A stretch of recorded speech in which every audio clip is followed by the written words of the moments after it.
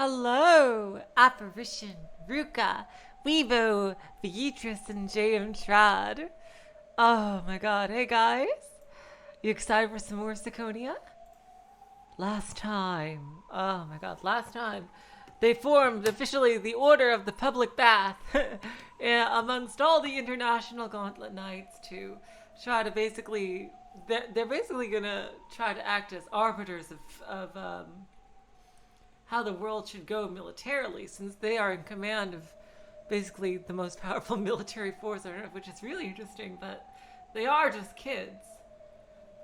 What a fascinating premise. And now it's going to be really tested because at the end of the last episode, after they formed the Order, which, by the way, the spy, whoever it is, Chloe was acting so ridiculously suspicious that I almost think now it's not her, just because of how insanely suspicious Chloe was acting. Like, seriously. She was so suspicious. I just can't even, like... my god, I'm beginning to think, no. She just looked suspicious, but she was probably, like, acting that way for some other reason.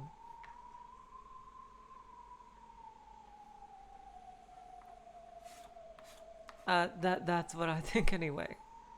And anyway, the spy informed their masters, such as the Three Kings, I'm pretty sure, of this whole thing about the Order of the Public Bath. So Miyao's little organization, Miyao and Miyao's organization, is going to be a little tested here to see if they can actually make good on their word. All right. Can y'all hear me, by the way? Is the sound quality okay? Or no?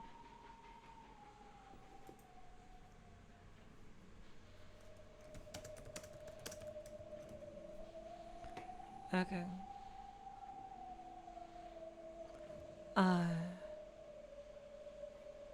Oh, good, you could hear me. Awesome. Interesting, Beatrice, you found a suspicious line. Okay, oh, good, you can. Alright, awesome. So, without further ado, let's get back into it.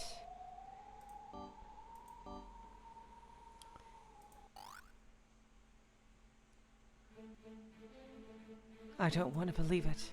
I don't want to believe this is the start of World War IV. This is still just people pushing against the walls of peace.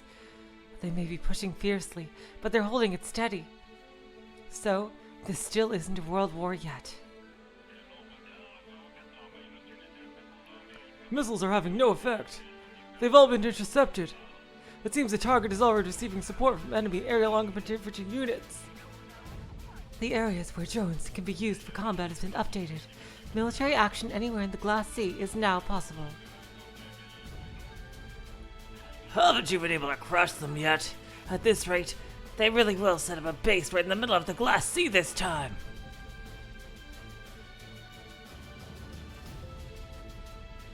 Tell me if the music is too loud or too soft, by the way. All countries have issues connected to their borders.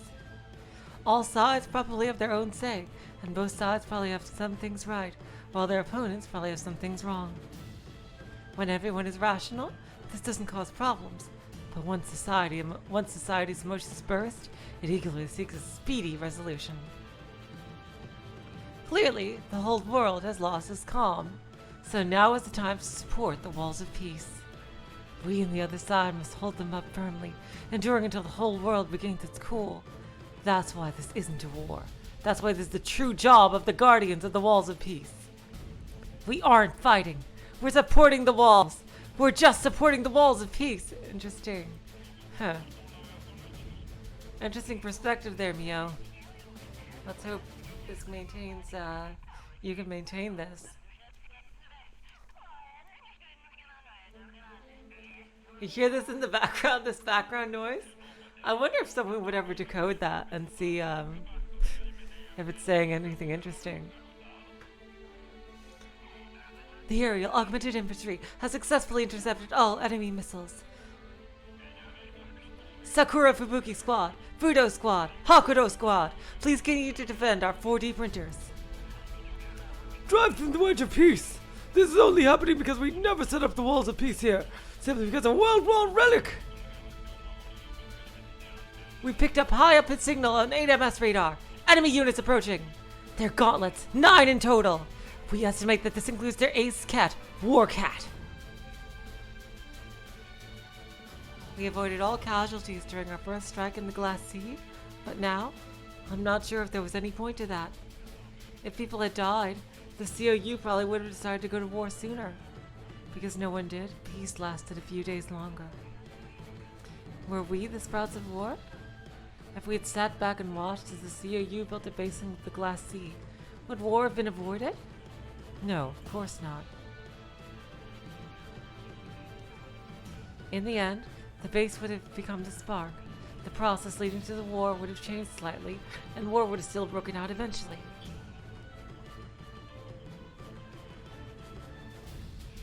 Our first priority target is enemy 4D printer. Warcat will take the lead and disrupt the enemy aerial augmented infantry formation. Kingfisher and Triple Burger destroy the enemy with hit and run tactics. Warcat reads you. King, Triple, focus on your jobs. Don't think of stupid ways to show off. Roger that. We'll focus.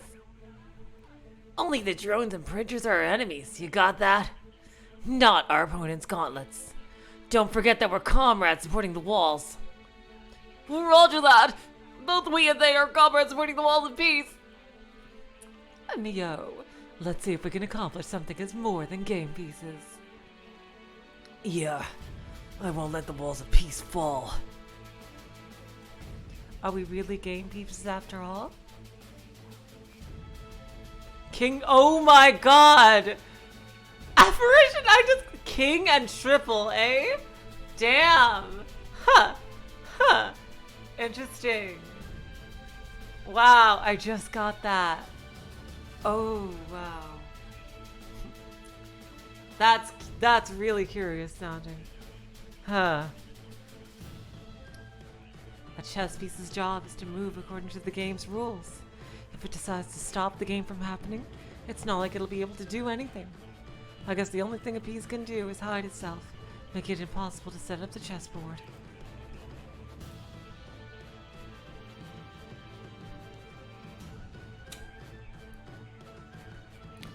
But even if they do that, they'll just be replaced by another piece, the successor to their post. Even if you think you're a genius or the most talented, there are so many replacement pieces behind you.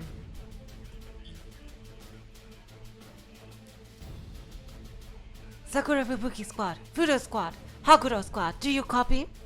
This is Second Lieutenant Lu Dingji of the Imperial Guard, Alien Augmented Infantry Squad, Bai Bao. That's Lieutenant Lu from Bai Bao. We're in prime condition here. You have 2 missions. Do not die and do not kill. Remember our oath to the public bath. Be sure that you are not overcome by hatred. There are no enemies here. Only comrades supporting the walls of peace. Roger that, Lieutenant Lu. We're friends supporting the walls of peace. As long as we aren't fighting out of malice, this isn't war yet. Are we acting as proud as the Tengu? After we bragged about having the greatest military might in the world, is there nothing we can do but delay war for just a few days? No. Don't waver. Don't doubt. Now is the time to believe in your own power and convictions. Don't think it's pointless because your power is weak. A weak power is power nonetheless. Even a single person can save the world. And our friends are Gauntlet Knights from around the world. Everyone! Everyone. Don't die! Don't die! Don't kill. Don't kill! Don't die. Don't kill. Don't die! Don't kill! I've decided to make that short, yet unshakable a sentiment the motto for my ideals, for my order. Oh god, hold on. This is Miyao. Mia, don't worry about us. That's fine. I wasn't worried from the start. I would have happier if you said you were worried a little, even if it was just a lie. Don't die. And don't kill. I'm not worried about you. But I am a little worried about Lilia and Koshka.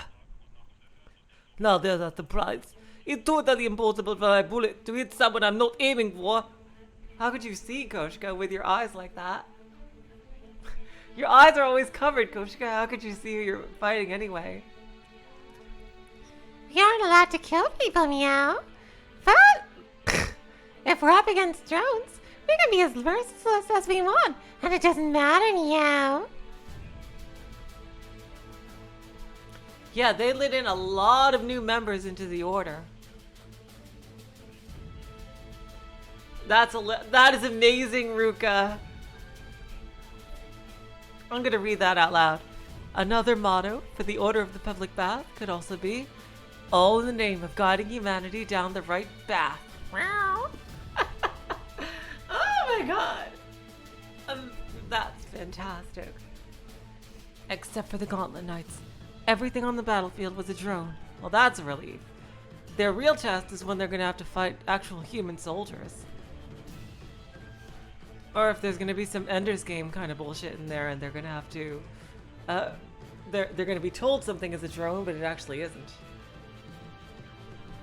So, as long as the Gauntlet Knights didn't forget their determination to support the Walls of Peace, no one would die or be hurt. In the B3W era, partly thanks to sci-fi movies, quite a few people disliked combat drones, assuming that they would surely run wild and turn on humanity. However, thanks to the A3W era's policy of maintaining a healthy military balance, they were now thought of as weapons that were kind to people, which could be destroyed endlessly without causing casualties, so large numbers of them had been deployed all over the world. Furthermore, after the earlier Gauntlet Knight shock, an empty feeling had spread among soldiers everywhere, who thought going to the front lines might be completely pointless now. For that reason, the front lines were now populated almost solely by drones. Interesting. I guess if you're that's a huge thing that we just learned here, and explains why everyone is so nonchalant about war and soldiers, everything. If the vast majority of the people fighting on the front lines are drones and remotely operated, like the whole way anyone would even look at war would be completely different. Because there would be so much less risk of life overall in the main fighting if it's going to be drone versus drone and things like that. That is really interesting, and it explains a lot about the world. Like, also another reasons why I think the attitude towards war has changed in this A3W era. When fighting drones, we can bust through them without worrying about anything. Okay, let's smash everything up. Boom, boom, meow. Analyzing. Oh my god! What? Oh my god! Lilia is not a good mood. It's creepy. After all, we can be as rough as we want against drones. Let's fuck up some sons of bitches. Personally, I don't care whether my target is a drone or a human. But if I make Miyao mad, that's a pain for me later. After all, he's always helping you out in Wangatora. So, I'll work a bit hard and make Miyao owe me one. Meow, meow, meow, meow! Boom, boom! Meow, meow, meow! Oh, this is so fun! It's all you can shoot, all you can eat. I'm so happy, meow, meow, meow! Grave Mole was fighting hard in the buffer zone between AOU Russia and COU China.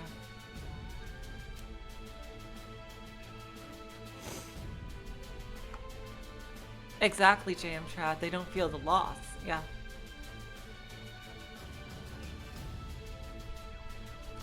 Both sides of the Amur River were covered with flames from a fierce bombardment of cannon fire being traded between drones. Grave Mole specialized in defense, so that this was the location where they were best able to make use of their abilities. Chloe and Lilia were extremely talented at controlling drones. Their numerically inferior group of friendly drones was more than holding its own against their opponent. Damn. They sound like really tricky opponents. And Koshka could use her genius sniping ability to shoot down the observation drones that were the enemy's eyes, one after another. Good work, Grave Mole. You've turned this back into an evenly matched fight. A reinforcement unit of drones is being carried here now by a transportation unit. Yes, please hurry. We're good on Spiridium, but we're getting a bit tired. Please hold your position until Baba Yaga squad arrives. They should reach your airspace any moment now.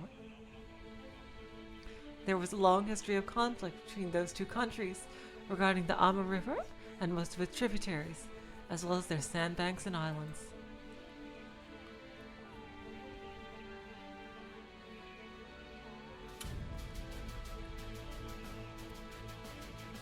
In the B3W era, treaties had completely resolved the issue, but whenever society's emotions burst, treaties between countries are easily swept aside by the flood.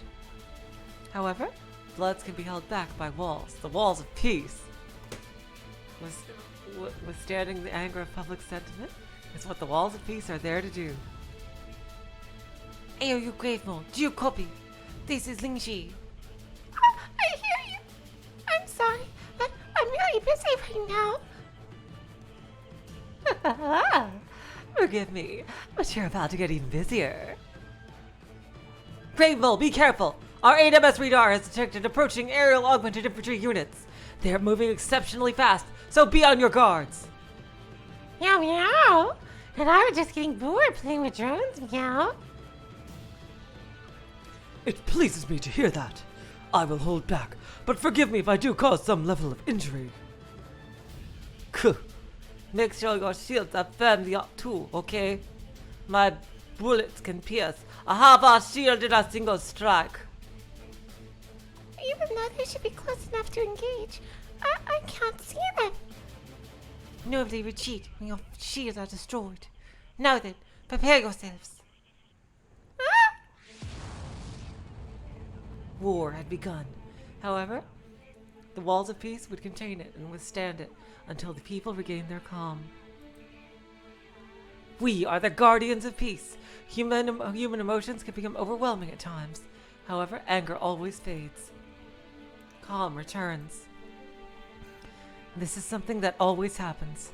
Why? Because humans are creatures who love peace. Only temporary emotions make us desire war, and once we see it in front of us, we should wake up right away. So surely, definitely, absolutely, immediately, the world will gain its calm. Until it does, let's give it our all, everyone!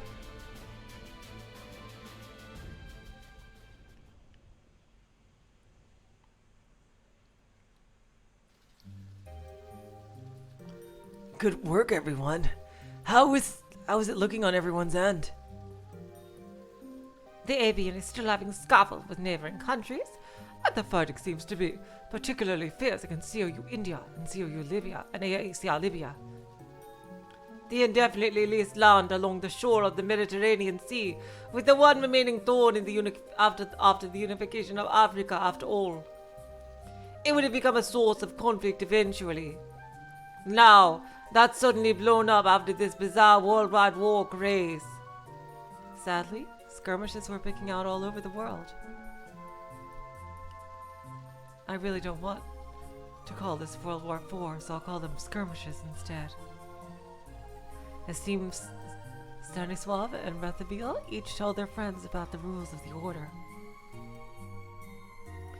Unlike the general public that was irresponsibly frantic for war, we had smelled the gunpowder smoke directly. Because all of us were clear-thinking and wanted our governments and peoples to regain their cool quickly, everyone apparently promised to follow the rules we had set. Fortunately, all of the skirmishes were taking place in buffer zones, national boundaries, and disputed territories. In other words, within the walls of peace. At the moment, the wars all over the world are still being constrained by rationality. Still, it's amazing how many causes for war were scattered throughout the world. They are potential sources of conflict between all countries. What matters is whether you let them sprout or not. That's all. Even Japan and China have fought a whole bunch of times since long ago. Yes, there's no shortage of possible triggers between us. They grow and recede as we fight and then make up again. Though this happened many times, both sides have been able to get along with each other. Well, it's probably because old men from long ago all decided that solving these problems would be too much of a pain, so they just kept putting them off. No, the fact that they put them off is a sign of their wisdom. Indeed. What do you think it means to completely solve a problem between two countries? Old men like those you spoke of did try to completely solve such problems on certain occasions. Final solutions for problems that span nations. Do you really need me to explain how bloody and terrifying those can be? The terminology he used was not a very nice word. Jesus fucking Christ. The only way... Oh, there's a typo here. Jeez. The only way to resolve such issues totally and finally was genocide. The massacre of an entire race. Long ago, victory in war meant utterly destroying your opponent. When everyone who had objected no longer existed, that meant the issue had been completely resolved. Genocide in the name of solving problems happened multiple times all over the world, even in the A2W era. Instead of something horrible like that, isn't it possible to resolve things by peacefully talking it out?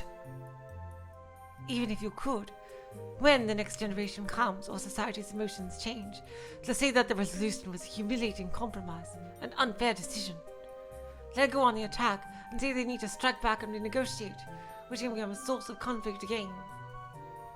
Your ancestors often had to live with sources of conflict, frequently making compromises. You mustn't act as though they took these problems and forced them all on you. Just like our ancestors, our generation has been past the embers of conflict, and there's nothing we can do except calm the flames and pass them into the future. That's the ideal solution. Does this mean that problems between countries can't be resolved? I'm sure relationships between countries are like a garden with a freshly mown lawn. You're right. Lawn gardens are beautiful because they're well maintained. Exactly. You can pluck sprouts of war. That's how you maintain a friendly garden between countries. However, because you're dealing with matters between humans, because it's a lawn garden, there's no getting around the fact that sprouts of war will appear periodically. So, making sure you keep maintaining it is what friendship between countries means? That's what the world decided, after going through 3 world wars. They also realized that past wars can foreshadow future wars, so they sealed up the entire history of World War III. So they realized that by maintaining a healthy military balance, instead of simply maintaining peace, they would be protected by walls of peace that could withstand the periodic outbreak of wars and feuds. Miyao, you just mentioned the history of conflict between China and Japan. We Chinese still can't accept the Japanese custom of eating jiaozi with rice.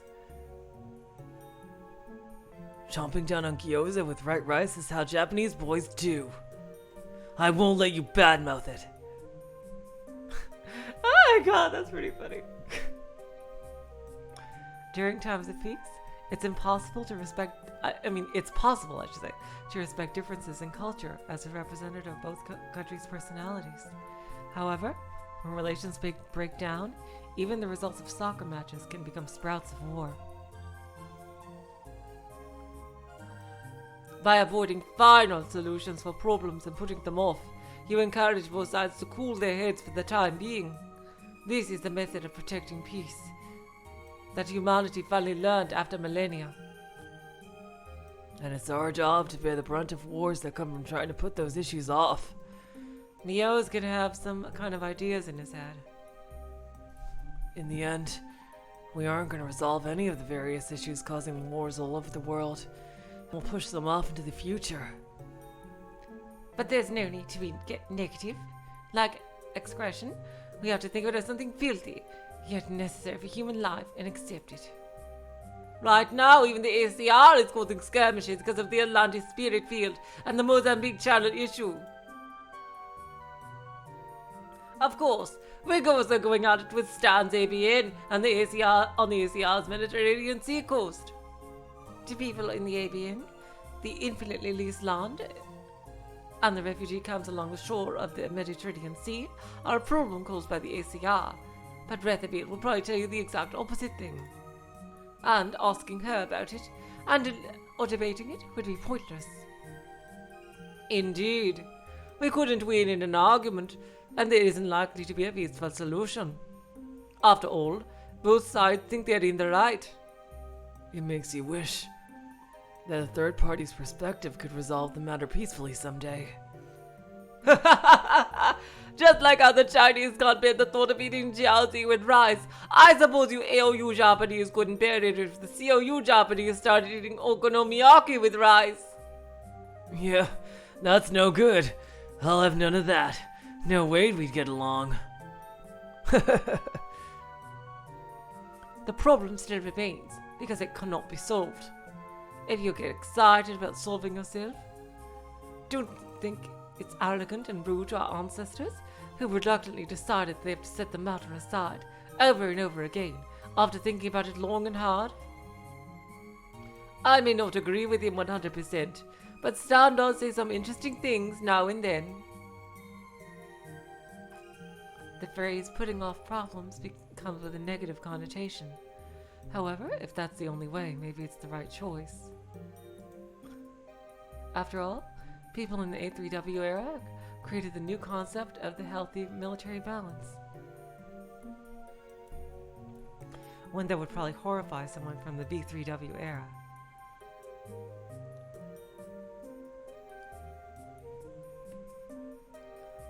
Guppy Force, welcome to the stream, by the way. Is it Jowza?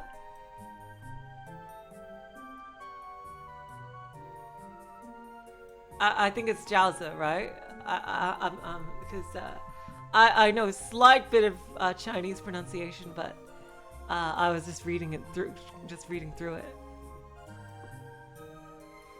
Maybe people in the A4W era will come up with the crazy new concept of healthily shelving problems between countries and just letting things slide.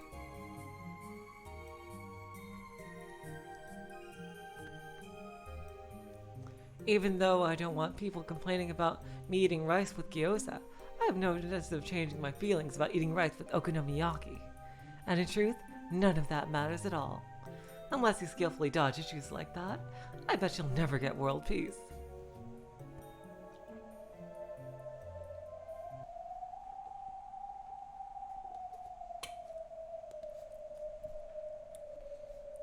Still, the one thing I can't get off my mind is the way the whole world is getting excited and succumbing to war fever. When something as massive as a war breaks out, some percentage of people will get scared, and even more will say that they hadn't mentioned it before, but actually they are opposed to war. It's creepy that we haven't seen anyone like that at all. The ACR has them. An anti-war camp. Though they're just being spurred on by anti-monarchists. It's the same with the ABN.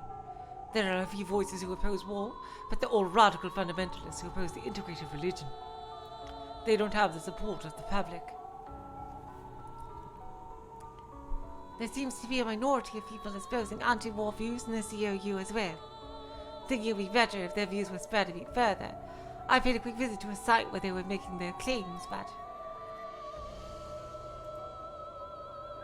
When you put it that way, there technically are several groups who are anti-war in the AOU. It is a really, really nice track. Weibo. It really is, I think. But I think it'd be pretty hard to call them peaceful organizations.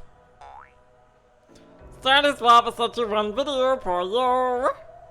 It's been given a viewer discretion advised. Tag, Poyo. Are you old enough to see this video, Poyo? Watch it at your own risk, Poyo. YouTube is gonna get pissed off. That video is big news in the ABN the other day, in a bad way. You don't have to watch it. If not, I'll give you a simple description. The video was from a radical ABN group claiming to be religious fundamentalists. While they demanded that the ABN stop the war, throwing vile insults and telling the war-spouting agents is the devil to all die and go to hell, they marched down a road in what appeared to be a residential area. Though they claimed to be for peace, they looked violent and seemed to be the exact opposite of peaceful people.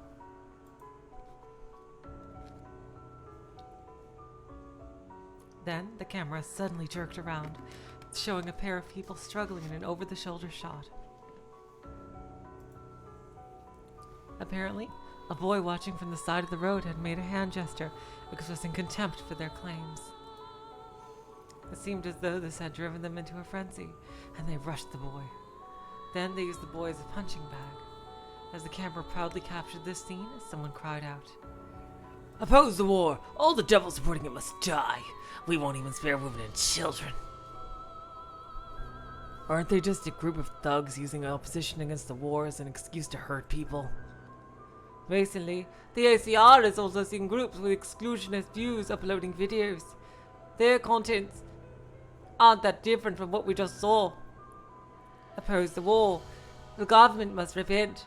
They would say things like that, one-sidedly assuming that everyone who didn't agree with their views must be a war supporter and cruelly insulting them. Then they moved on to claim that anyone who supported war couldn't complain if war was launched against them, not even if someone were to suddenly punch them, in effect calling for a sort of indiscriminate terrorism. Some of the positions seen in COU are exactly the same. They claim to be for peace, but they're incredibly violent, and it's completely impossible to agree with them. The AOU is just like that too. I don't even count that as a petitioning for peace. This is just the mood on the COU internet, but if you say you're for peace, people tend to assume that you're with them. It's exactly like that here. Even though some people really want to say that they're anti-war, because of some weirdos, people will assume you're one of those violent people if you speak up. Damn, Ryukishi has his finger on the pulse of friggin' how the internet works. Jesus Christ.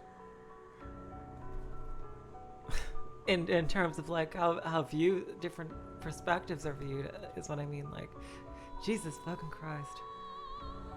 People don't want that. So while they avoid proactively supporting the government, they stay quiet instead of saying they're for peace. It's unthinkable that these people are true pacifists. Presumably, they've also been struck with this war fever, but they're expressing it in a way that's the exact opposite of obedience to their governments. At their core, they're suffering just as much from this fever as anyone else. I'm not sure if it's coincidental or intentional, but there's no denying that groups of what we might call radical pacifists are earning the public's disfavor across the world. Interesting, Stan. Because if you're calling other people radical pacifists, that's almost kind of what you guys are doing in a way, though. You're breaking the law, you're breaking your orders and forming secret societies to maintain a kind of peace, which I think is pretty interesting. Although you're directly avoiding violence, but I guess you could almost call the Order of the Public Bath "quote unquote" radical pacifist.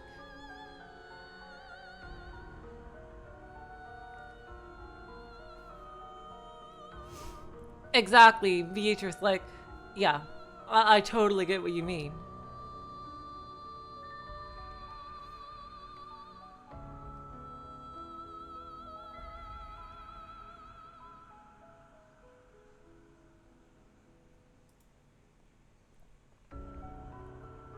And because of that, it's formed an environment where people hesitate to say they're anti-war.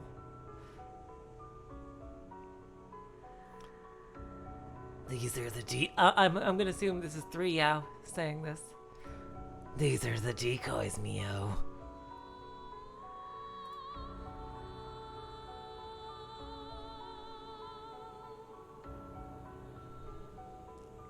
If you arrange for minority decoys that people can't agree with, no one will have reservations about joining the majority. Humans and countries are such bad products that they still have simple bugs like this. That reminds me of 1984, really. This whole concept, where where Big Brother was also in charge of the resistance.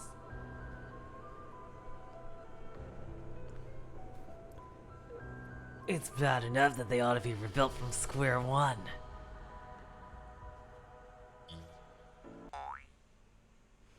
Breaking news for you! Hello, Nagels. Welcome to the stream. Yeah, it could also be Tojiro. No, I'm pretty sure it's 3-Ao because of the way 3-Ao has always said that they want humans to be rebuilt and stuff like that. Like they're claiming that they have to get rid of everything now or else everything is toast. What could it be? Karapoyo, where is this news coming from? It's pretty wide-ranging, so it's hard to say where it came from, Pollo. Let's just listen to what it is. So, what on earth is going on? It's a report of a biohazard created by a weaponized virus that ABN Allies country created in the B3W era and supposedly destroyed completely later on, Pollo. A virus, eh? Huh. I wonder what virus it is.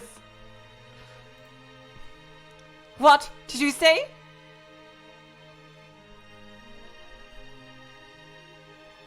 Interesting.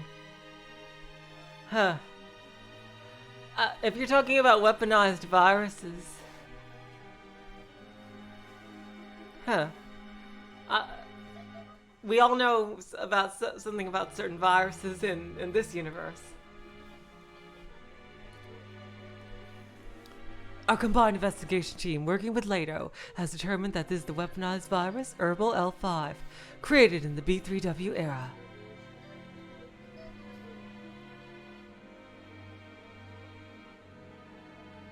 Huh. Yeah, exactly, Apparition L5. Huh. I wonder if how accurate this is.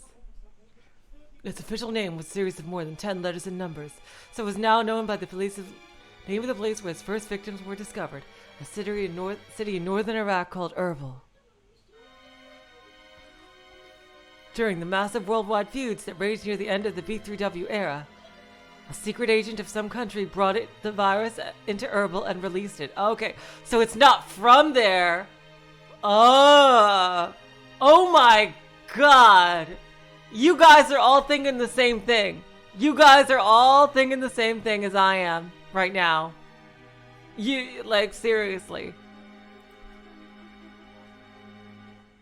Huh. It was capable of delivering massive damage to crops if it certain selected criteria. The record states that the B3W terrorist attacks using Herbal L5 dealt a massive blow to crops across the entire Middle East at the time. There was no way to say for sure, since access to records from World War III was forbidden. But most people were convinced that this terrorist strike was one of the many triggers for that war. In other words, this was a cursed virus that had once... Ryukishi, are you trying to tell us something? This is like the 5th reference that... Are you trying to tell us something, Ryukishi? That had once helped set off a world war. Huh. Oh my god, I really want to talk about this. Damn. Oof. I don't want to spoil Other When They Cry right on the stream like this, because if I were to say anything more than hinting at shit, it would be a huge spoiler for other stuff. God damn it. We'll talk about this later on the Discord. But, oh my god. Wouldn't that be a callback? After the start of the A3W era, the research and storage of any virus-based weapons had been forbidden anywhere in the world. A cursed virus, eh? A cursed virus. The country that created the virus, which later joined the ABN, had announced that they had destroyed all of the virus. However, in actual fact, damage from Herbal L5 have occurred once again. Did greedy warmongers create it in secret to make it look like the ABN did it? I wonder, Miyao, I wonder. As a member of the ABN, I'd like to believe that, but I doubt the other factions will. If ABN corps were also damaged by this, the theory might be easier to accept, but that doesn't seem to be the case. The affected areas on the top half of the African continent, AOU Russia, and COU India. Even though the ABN is surrounded by affected areas, the countries in their alliance are totally unaffected. A weaponized virus would be totally useless if it indiscriminately harmed your allies as well. So, it had been either been modified so that it wouldn't affect their own faction, or maybe only the ABN was using some antiviral agent in their agricultural plants. Still, Miyao, it's a bit strange. This weaponized virus was created in the B3W era, right? That's right.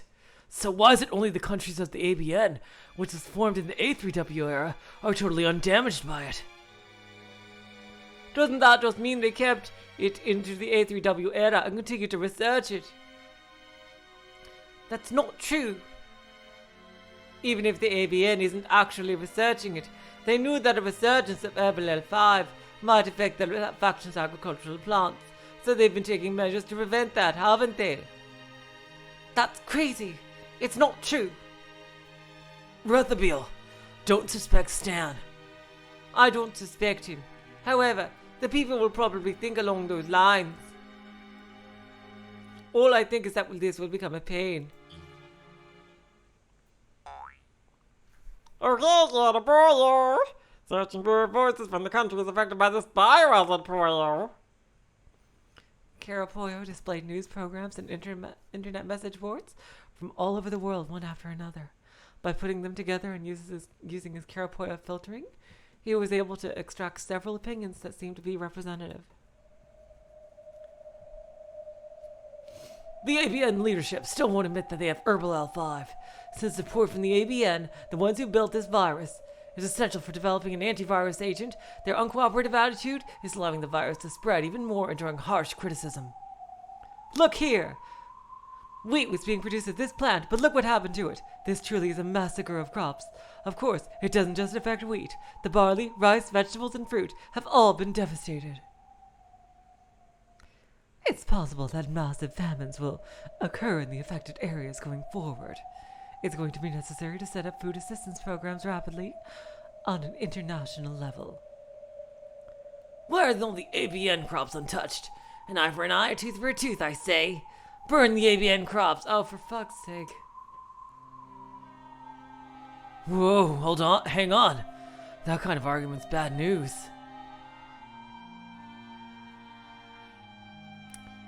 The common man is starting to hope that war goes beyond the walls of peace.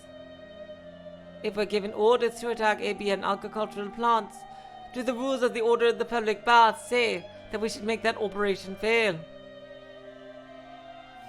All acts of combat should take place within the walls of peace.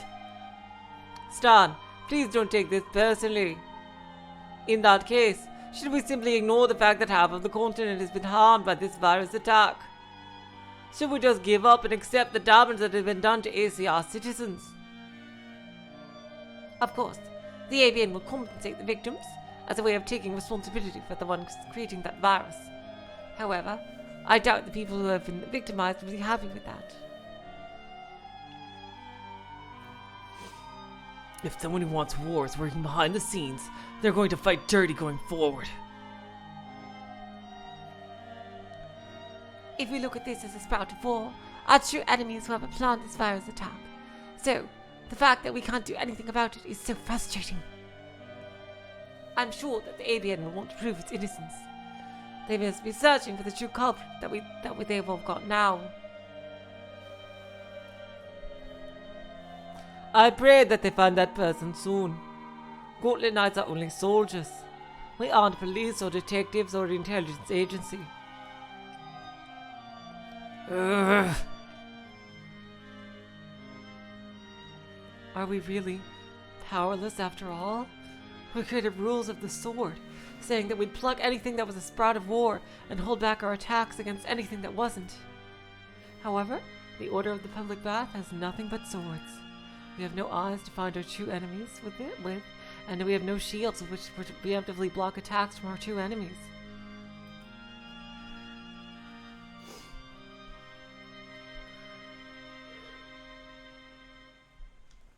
If the military is the sword, I suppose the eyes of the police and intelligence agencies and agencies for public safety are the shield. If we're going to be the guardians of peace we really want to be, are Gauntlet Knights alone really enough? In the Order of the Public Bath, one questions the justice of one's own attacks. The rules don't tell you to question the attacks of others. So, if our area night corps is ordered to attack agricultural plants in the Abian territory, and if I decide that action is appropriate and carry out the attacks, no one has a right to complain, yes? Naturally, we would only remove the plant's ability to function. We'll try hard to keep human casualties to zero.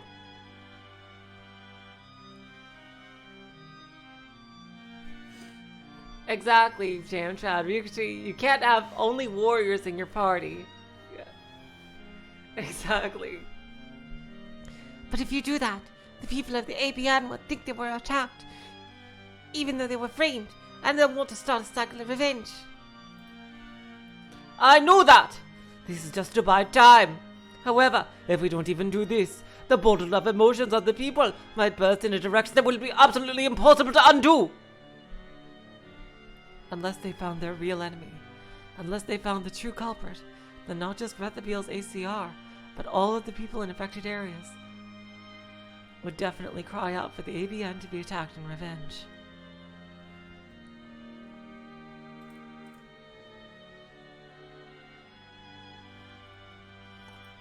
Even if the attack intentionally failed due to the rules of the Order of the Public Bath, their anger would only increase rather than decrease. If a vengeful attack failed, criticism of the government would increase, and it would either need to take even more dramatic actions to retain its stability, or it would be thrown into political chaos until it could find a solution. Naturally, that would inevitably cause even more spouts of war. However, even if a vengeful attack succeeded, the ABN would be forced to take revenge next. There would be no way to stop the cycle of revenge. All we can do is have faith that people will cool their heads sometime during that cycle. In the end, I guess all we can do is buy time. Once, Jaden talked about a fiction where Gauntlet Knights all over the world joined forces and defeated a great evil. If someone was able to tell you that the great evil was that guy over there, wouldn't that be wonderful? However, in reality, though great evil might actually exist, no one's going to tell you where it is.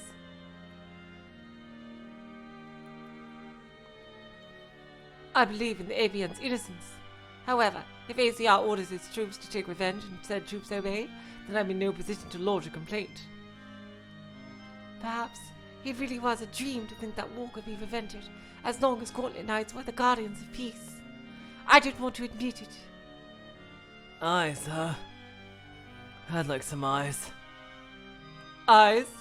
What do you mean, eyes? We are military might. Swords, in other words. We have no eyes.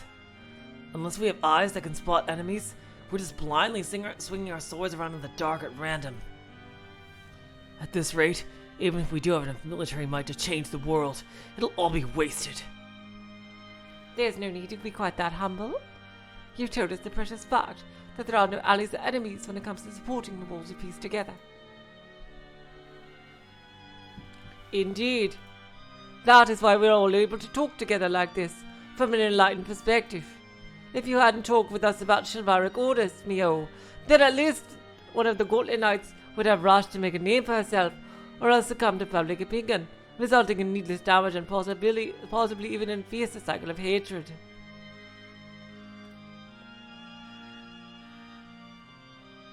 That's right. Miyao, What you thought was neither useless nor meaningless. That much we know for sure. In addition to Gauntlet Knights, what if we included some young people in the police force or intelligence agencies? Huh? I don't really have any connections myself. Grandmaster, you should probably give up on using people from intelligence agencies. That's a very interesting expression of Stanislav. Why? They might have the power to beat down our true enemies. What the Order of the Public Bath is trying to do may be wonderful from a philosophical perspective, but there's certainly no guarantee it will be legal according to the laws of his country. We can be impudent as part of the Ciconia generation, but normally, even having personal interactions with members of other factions isn't good. Not that this is anything new, but I believe that military regulations of nearly all countries, not just the ABN, forbid the use of communication tools such like Ciconia. After all, this is the Celcom generation. No one will blame you for what you do inside your head. But that is simply because they don't see it, and if the truth does get out, you likely wouldn't be able to avoid punishment. Sure enough, deciding on our own to have conversations with a tool like this is probably a dangerous thing. It's like a school rule. You're supposed to focus on your work in class. You're forbidden from doing anything else. Technically, at least. However, in reality, everyone is playing games they like or chatting with someone using the cellcom inside their head, playing however they please. If anyone went out of their way to confess that they were doing this to a teacher, the description clueless moron would probably fit them well. Not limited to Ciconia, there have been many attempts to place international information networks under government control since over a century prior. Every time this succeeded, people found ways to circumvent it. Currently, those circumvention techniques were in the lead, and in practical terms, they were completely unrestricted. However, that didn't mean that they were officially acknowledged.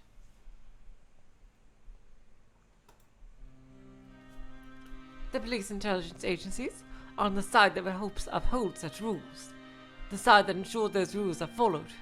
Inviting them to join would be too risky. The gathering known as the Itara Public Bath may have been a miracle, possibly only during the brief time when the mood of the Battle Center Festival gave it momentum. That mood has faded, and actual warfare is now taking place all around the world. Some are already feeling uneasy, thinking that they'll get in trouble for just entering the virtual room. I have faith in everyone I've met, fought, and become friends with at the Battle Center Festival. However, to reach out to people on the outside, we can contact with the police and intelligence agencies. Forgive me, Miyao, but it's hard for me to agree to such a decision. We've managed to share the philosophy of the Order of the Public Bath with Gauntlet Knights from all around the world. That alone is enough of a miracle. So, you're saying that we should be satisfied with what we've already got?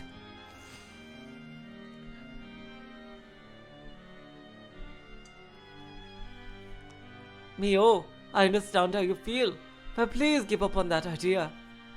If you don't, then I'm sorry, but I will be forced to disband the ACR branch of the Order of the Public Bath. Rutherby, I respect Miyao's ideals and want to follow them going forward. However, I cannot afford to push the friends who agree to this philosophy into a risky position.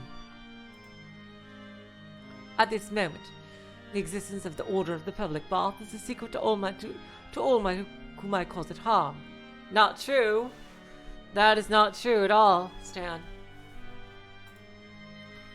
I ask that you take a moment to reflect on that fact, as well as the effort and trust that was needed to make it possible. You've created a wonderful chivalric order. All of us are comrades supporting the walls of peace, and our job is to pluck spouts of war, holding those sparks inside us and enduring till the world regains its calm. You've taught us that.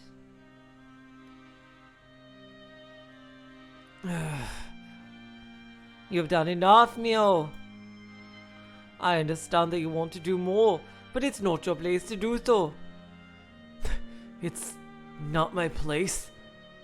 Correct. That would go beyond the station you have been given as a soldier.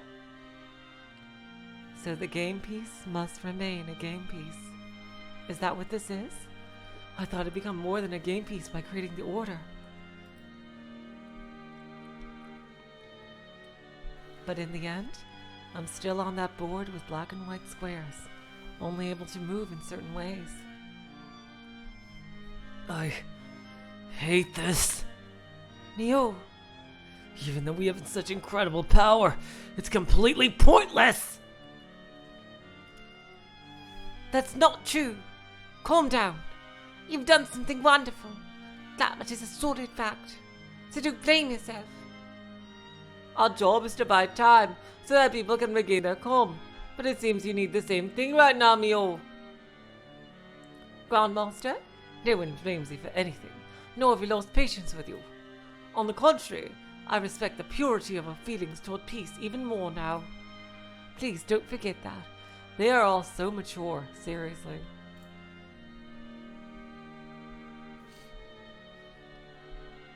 In that case, I will take my leave. All aerial knights have just been ordered by the ACR Combined Military to install map data for ABN agricultural plants. Oh boy. Then the ACR really will. In accordance with the Order's philosophy, we will take action. If I decide that justice should not allow for my attack, it will fail. However, if I withdraw, someone who hasn't agreed to the Order's philosophy will be appointed as my successor. For me, that is a frightening prospect in terms of maintaining peace. What she's saying is probably correct. I respect your sense of justice. Don't hate me. We are soldiers. Rattabila exited the room, boyo! Now then, I shall leave as well. The peace department has ordered that we heighten our alert status in preparation for attacks from other factions. I guess I might be seeing Rathabeel soon. Am I the biggest fool here? Am I the one who understands peace the least? Don't get confused. You're the one who's most correct. Rathabeel and I are truly impressed by this Order's philosophy. I will go into battle while basing my actions on the justice of the Order, as I know she will. At least on that front, you need have no worries. I swear to do the same. So, Miyao, don't blame yourself. Right now, you're just tired and a little confused. Damn, I don't think that's a very nice thing to say. Oh, Lingji, although I understand what she was saying, I wonder if she understood the connotation that can be assumed from that kind of statement. Oh boy. Something tells me Miyao is going to do something that he will regret. Oh boy. I'm painfully aware of how anxious you must feel, watching the world go feverish with war, with no signs of anyone cooling their heads. However, have faith in people, just as you would have faith in us. I think someone might die and set Miyao over the edge somehow. You're right. Sandy Swamp has exited the room, boyo! Even so, if villains hoping for war are stirring up emotions all over the world, the people won't cool their heads, right? They'll just keep dancing to that tune, right? Miyao, I understand how frustrated you are. And I'm certain those in charge of finding villains like that are investigating as hard as they can right now. So there's no need to be tormented by feelings of powerlessness. Right now, we have to endure it, even if we hate it. I really do hate it! Even though we have such incredible weapons attached to our left arms. Miyao,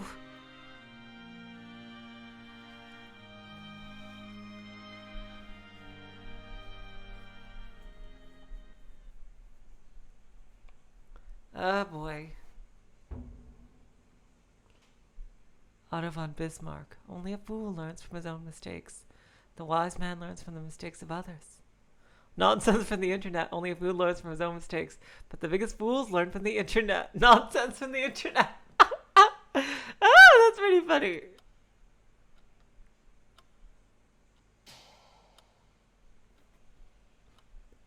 Getting closer to the red moon there. I wonder what that means. Probably death time, wartime.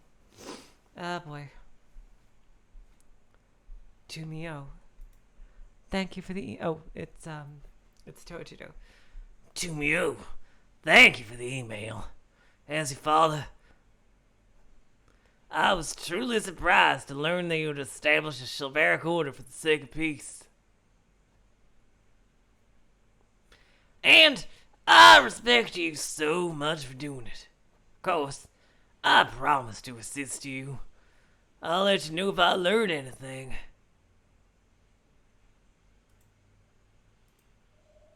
However, it's possible that the sort of evil organization you're expecting doesn't exist, even though it totally does. You've seen it on the news and on the internet, right? Wars don't happen because someone gives an order. They're a result of large groups of people, and even larger groups called countries and societies. If a true evil does exist behind the wars occurring throughout the world, perhaps there's a flaw in the creatures known as humans, who makes them periodically desire war. If there's any advice I can give you, it's don't be impatient. With wars breaking out everywhere, I imagine that young as you are, you'll feel overwhelmed with a feeling of impatience and responsibility, anxious with the belief that you have to do something. However, as your friend said, the philosophy of your chivalric order is a splendid one. Interesting. How does Tojido know what they were saying in the fucking order? Oh, God. To think that those feelings of friendship cultivated by the Battle Standard Festival would bear fruit like this. I mean, the Gauntlet Knights who stand at the head of all military power recognize their position as guardians of peace. I'm honestly proud that you're my son. Don't be impatient, Miyao. I'm sure the time will come when you'll be able to fulfill your role in a way even you can understand. Oh, boy. You sent an email to my son, will you?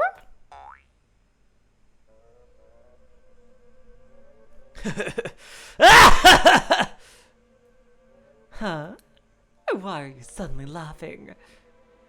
It's nothing. My son just sent me a cute email. He really is just so cute, though. He calls me old bastard so often. And when the going gets tough, it's probably subconscious. But it's like he relies on me like I can't even doubt me. You're so cute, so stupid and cute. So stupid cute. You're adorable. I wish we could take a bath together again. Come to think of it, didn't Miyao get a Distinguished Service Medal?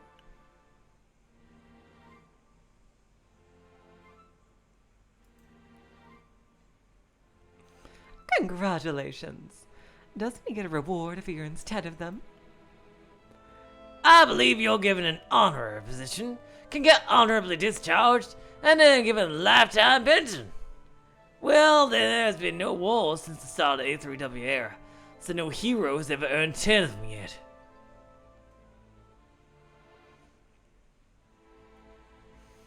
I wish I could have gone to take photos at the awards ceremony. He must have looked so gallant. That cute, tense look he had when he was graduating from kindergarten was so... Okay. So what kind of email did this adorable Miyao send you? He says he's established a chivalric order so that Gauntlet Knights from around the world can conspire for the sake of peace. And then he just freaking told me about it, the moron! I accidentally right-clicked. Jeez. Oh, that sounds interesting. But is that really okay? Is that part of the plot? Who knows? God's scenario isn't so flimsy that a little thing like that could stop it. Okay, so who is this god they're talking about? I think that whenever they're talking about a god,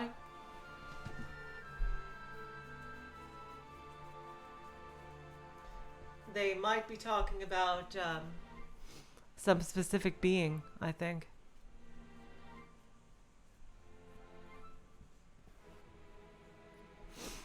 Yeah, Ruka. Yeah, it's like Chojuro is like gray morality hues.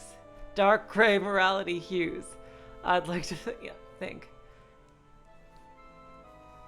Because this seems to be tying both Umineko and Higurashi together. In a meta sense.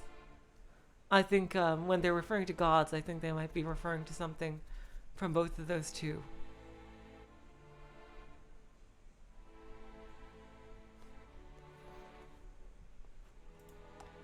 Miyao certainly is a powerful trump card. I'm not wrong there, am I? I know that, but I don't know whose trump card he is. Children are bonds. Isn't that how the Japanese saying goes? That's right. That's why I'm keeping a close eye on him. He's such an honest kid after all. If my ex-wife does contact him, I'm certain he'll tell me about it too, the moron. Right now, he's my only guidepost.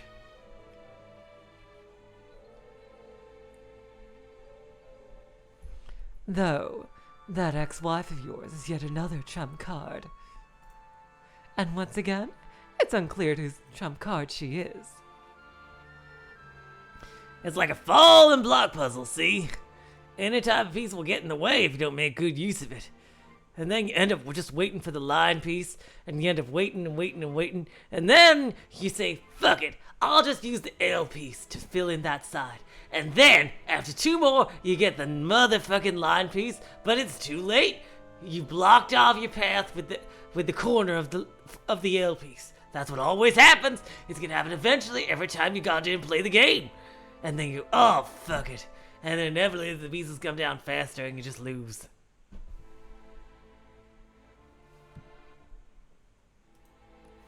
But if you do, they fit into place just like a God-given miracle. Are we the ones playing a game? Or is it really them after all?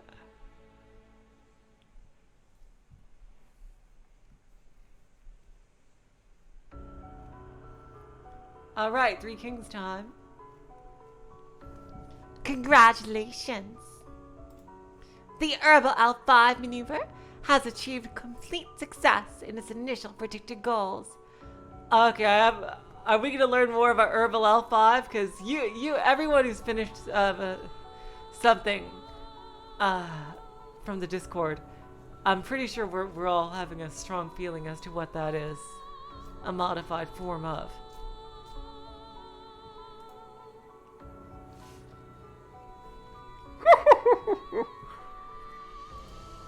It really was done quite skillfully. However, I don't like it. God has leaked secret information about that virus. Because of that, we cannot hope for anything but damage as a result. We used it in intending to wipe out crops all over the planet, and yet it didn't even reach half the globe. It seems that, as expected, we won't be able to eliminate humanity easily, unless we plan to destroy 2 planets worth. Doesn't it just mean that this is the best you all people are capable of? Next time, I recommend you prepare to wipe out 3 planets worth. Well, I cannot. Even so, we've managed to strike more than 30% of the globe. An attack of that magnitude should be more than enough to affect humanity as a whole. Exactly. Hunger robs humans of their intellect and dignity. War should spread rapidly across the globe. When the flames of war swallow the earth, they will likely burn down everything until only one seed of humanity exists. But that is for the best. Let all the unclean and immature ones turn to ash. We're knitting. Even if you make one mistake, you cannot hide it no matter how much you try to cover it up. You have no choice but to undo everything until the point you made the mistake and start over. Well, they did try hard at the start of the A3W era. Unfortunately, it all started going wrong just a few years later.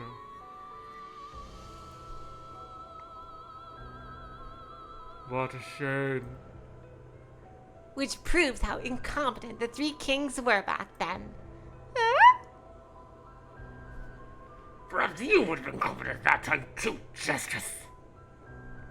My, how harsh you are.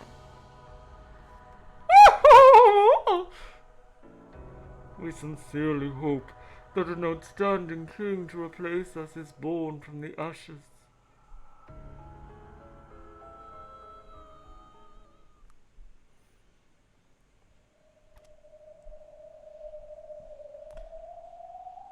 Yeah, this sounds like the four horsemen rather than the three kings. Exactly, apparition. Though Herbal L5 neatly spared only the ABN, its damage spread to the northern half of the African continent, the western half of the Eurasian continent, and even the Atlantic coast of North and South America. More than 3/10 of the entire world's agricultural output was annihilated. Because some brave individual had released data on Herbal L5 to the whole world, Lato's cutting-edge labs had quickly formed a countermeasure and managed to release that information to all factions. Thanks to that, the damage was limited to only a bit more than 3/10 of the globe.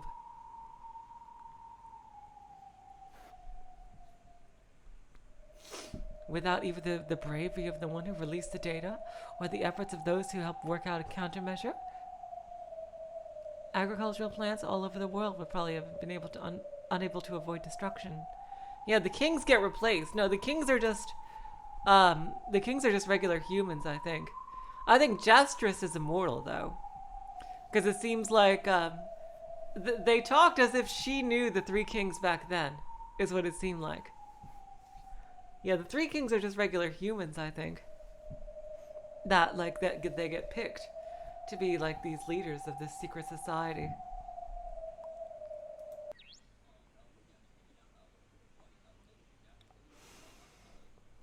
That doesn't change the fact that this was an unprecedented disaster. Even though further spread was prevented, it's estimated that the affected areas will take several years to recover at best, and it's through that thought that a worldwide famine will be unavoidable.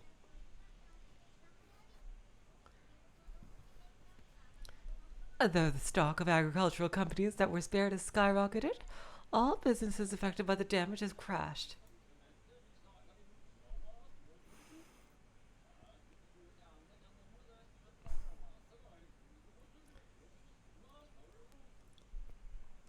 In other words, there's more to this than the food supply shrinking by 30%. 30% of countries around the world might be wiped out by famine. Lato has called on all factions to call a truce and participate in international food support operations. However, the ABN still claims that they had nothing to do with the virus incident, and they want that acknowledged as a precondition for them providing support. But the ACR, which received the greatest damage, fiercely opposed this condition, saying that they would not take military retribution off the table.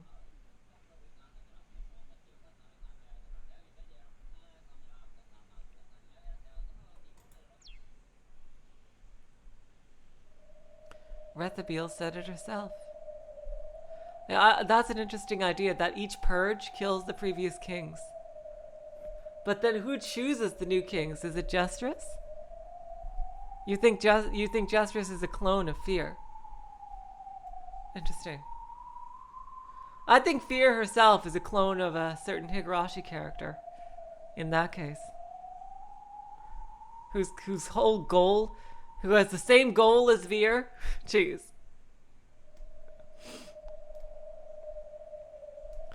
Rethabiel said it herself, that they might make a retaliatory strike against the ABN.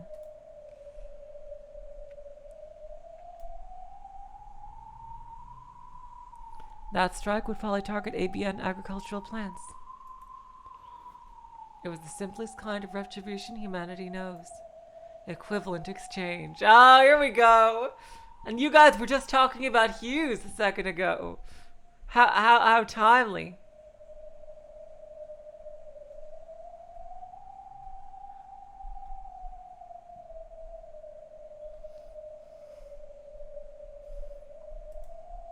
In other words, an eye for an eye, a tooth for a tooth. However, looking at this from a worldwide perspective, it was foolish. Even though agricultural plants have been lost and mass famine was approaching, even more agricultural plants were about to be destroyed to soothe public opinion. Like Dad said, maybe humans are flawed creatures. Is that something we just have to give up and accept? Or is it something that we cannot be forgiven, seeing as we're animals that have been allowed to exist on the Earth's surface? You may or may not have timed that, Ruka. Interesting. Hilarious, Ruka.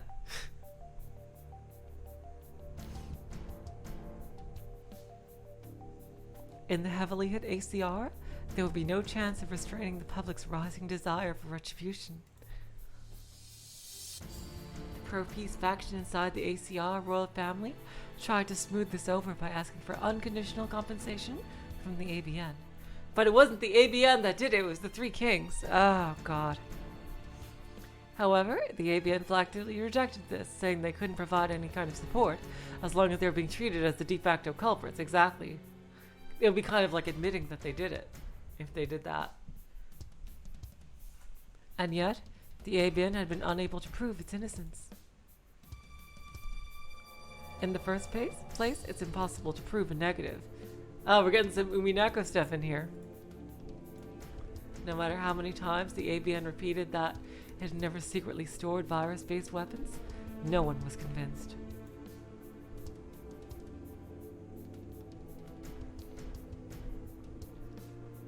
This meant that the only way out would be to arrest the culprit who had carried out this act of worldwide bioterrorism, but they didn't seem to be making any progress at all on that front. So, it was only a matter of time until the ACR committed to a retaliatory strike.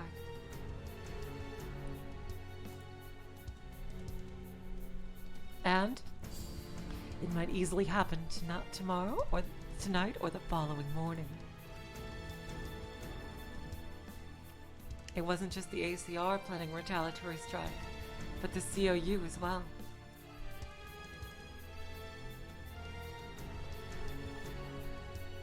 The COU had also received massive damage to COU Saudi Arabia, COU Yemen, COU Oman, and the northwestern part of COU India. Their policy of preemptive action, the so-called Sword of Peace, probably made it easy to accept the idea of a retaliatory strike. On the other hand, the AOU was in a complicated situation. The countries comprising the AOU historically had strong ties to Europe and were its allies. Due to a treaty with the ABN, the AOU was supposed to fight alongside them if they were ever attacked by another faction. However, starting with AOU Russia, several AOU nations near the western part of Eurasia have received significant damage.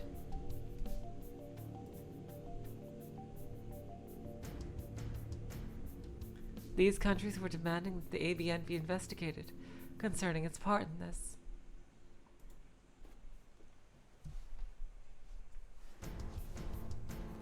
The one thing the AOU Joint Parliament feared above all else was a split between AOU America and AOU Russia. So it was only a matter of time before AOU America capitulated to AOU Russia, whose feeling on that matter was extremely intense. After all, the east coast of America had been struck as well. And the most complicated area, which had turned into a massive powder keg, was the Middle East. The area around the Middle East was filled with devout people who respected religion, except for religious reasons. It had been taken for granted that they would join the ABN, a collection of religious states. However, because of a forceful move by the COU, which wanted to envelop all countries surrounding the Central Ocean, several countries including Saudi Arabia, Yemen, and Oman joined the COU instead.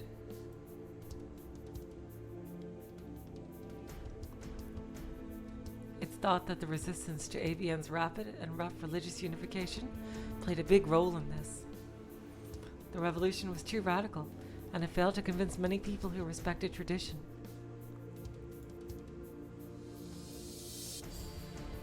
Taking advantage of this chaos, the AOU admitted Georgia and Armenia as well. To make sure that the ABN didn't extend into the African continent, the ACR turned Egypt into a forward base.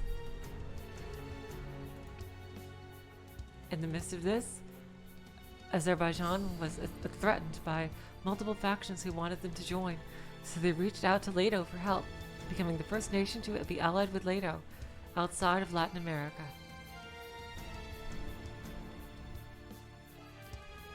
In other words, the area roughly surrounding a line drawn between Leto, Azerbaijan, and ABN Israel shared borders with all of the A3W era's great factions.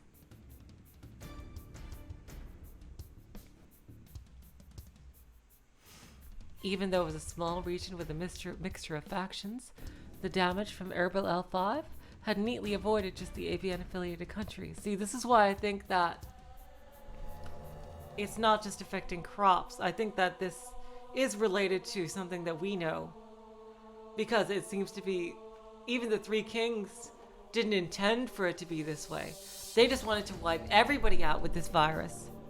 So, the fact that this is going against what the Three Kings planned, I think this is related to something else we know from When They Cry. And or someone on the inside is doing something to it. It could either be that, or maybe Vera Dreisig doing something. Her organization.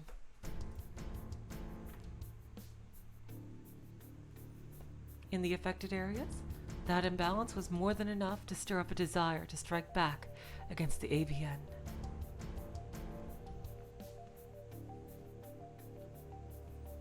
All factions were advancing massive swarms of powerful drones toward the area, and anyone could have predicted that the biggest military clashes would soon occur there. Is there nothing I can do? Dad told me not to be impatient. That very soon, I'll be given a chance to fulfill my role. Stop listening to him, Miyao! But if I just accept that and wait, doesn't that mean I'm just a game piece? Stop listening to your dad. He's a piece of shit in a lot of ways. This is Rethabil of Squad 601. I'm sure you understand, but I'll say it again. Don't die. Don't kill. If your shield is destroyed, honorably retreat. We know that having your shield destroyed generates mental noise that lowers your P3 levels. If you lose your temper and return to battle, you won't be doing us any good. Concentrate on bringing the gauntlet on your left arm back safely. Well, if you run out of energy and fall, you'll be feeding the fishes in the Mediterranean Sea. There goes both sides. If the person who intercepts you runs out of energy and falls too, you'll be stuck inside the same stomach. And let me also say this. Both we and our enemies are friends supporting the Wolves of Peace together. We'll support them from either side. This clash is merely a result of that. There is no hatred here. Only friends supporting the Wolves. I won't allow you to attack enemies who have lost the will to fight. Nor will I permit attacks against those who have lost their shields.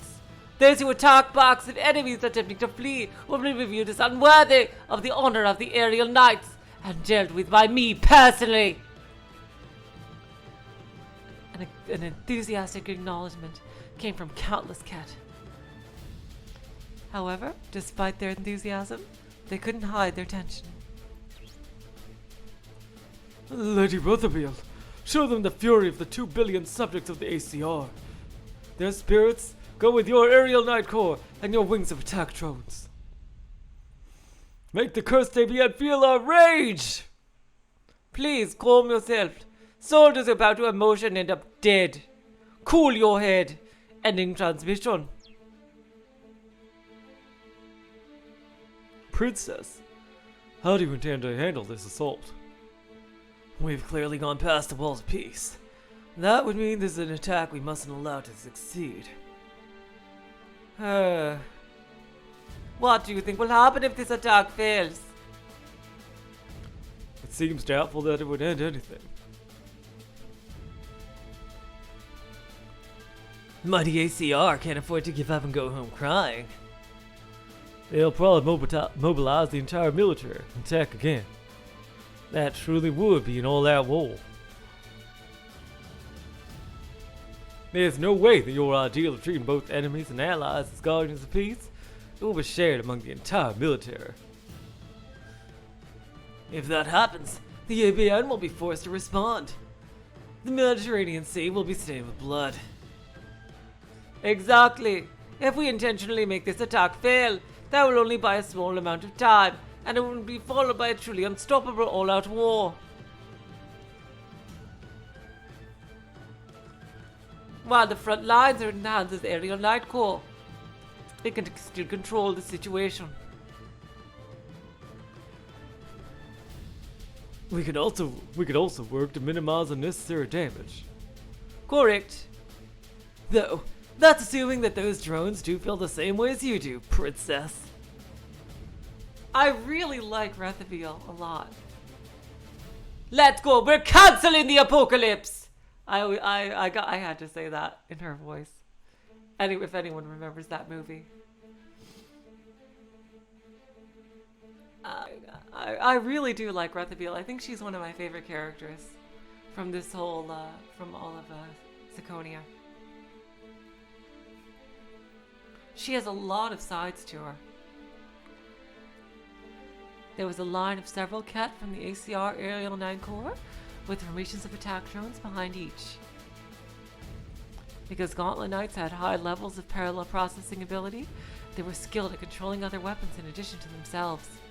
In other words, they could fight using groups of attack drones as their arms and legs.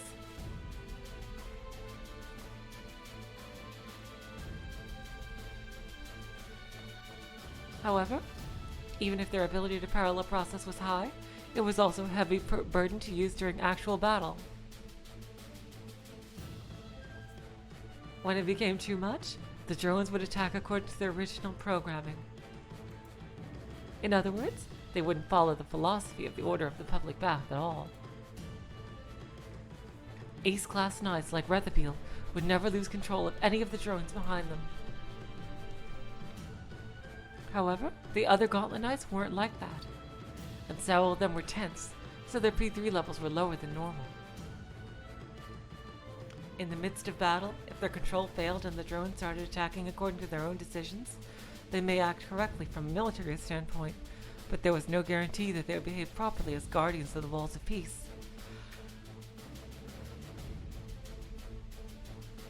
This is Cairo Squad. We're about to make contact with the ABN Air Defense Forces. You understand, yes? Don't die, don't kill.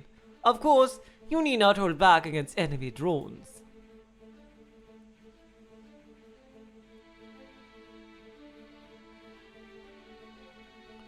It's Princess! I'm carrying lots of bombs, but should I make sure they don't hit? We don't know that the ABN are the culprits. This is just a meaningless attack so people can blow off steam. I agree. Princess, we have sworn loyalty to the royal family and the military. However, for now, we will prioritize your decision as one who flies and supports the walls of peace with us. Princess is in a tough position right now. Whether we do it or not, the situation will grow worse. I'm fully aware of that, but even so, we shall follow whatever decision the princess makes. You're leaving the decision to others and escaping responsibility, Noor. You don't understand the princess is suffering at all. Noor didn't do anything wrong. I've been everyone's worried. Everyone's in a tough position. So, you want the princess to show us the way. Princess, there's no need for you to bear this heavy responsibility. Perhaps you should leave it in the hands of God. What do you mean by that? Both we and our enemies will do best as soldiers. The result is in God's hands. That means you're passively choosing not to make a choice. I've got a reading on an 8MS radar. We'll reach them any second now. Princess, we'll leave our fates in God's hands so may we move forward.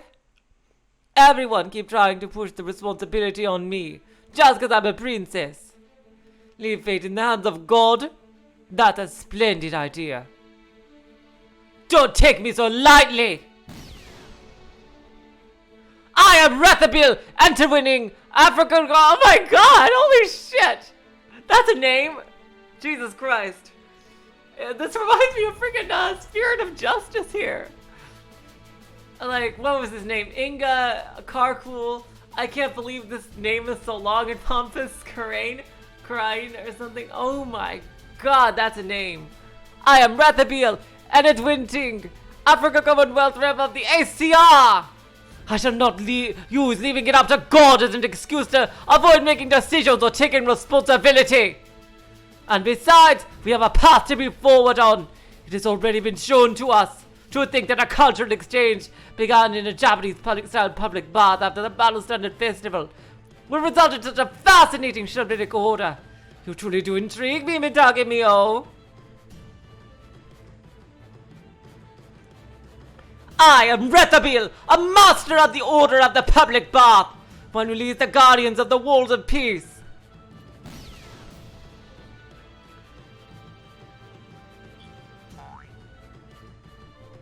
Yeah, wow. She's got to be one of my favorite ones. Her middle name means 21. Holy shit, that is a name. Damn. Okay, because that's her line of succession to the throne. Yeah, that makes sense. A friend has arrived for you. Kizuna says a friend has arrived. It's sad to think that a notification of a friend's arrival would signify an enemy attack. If this is the enemy's main force, then naturally Rethabil Squad 601 will be here too. Friend has arrived for you! A friend has arrived for you! A friend has arrived for you! Friend has arrived for you!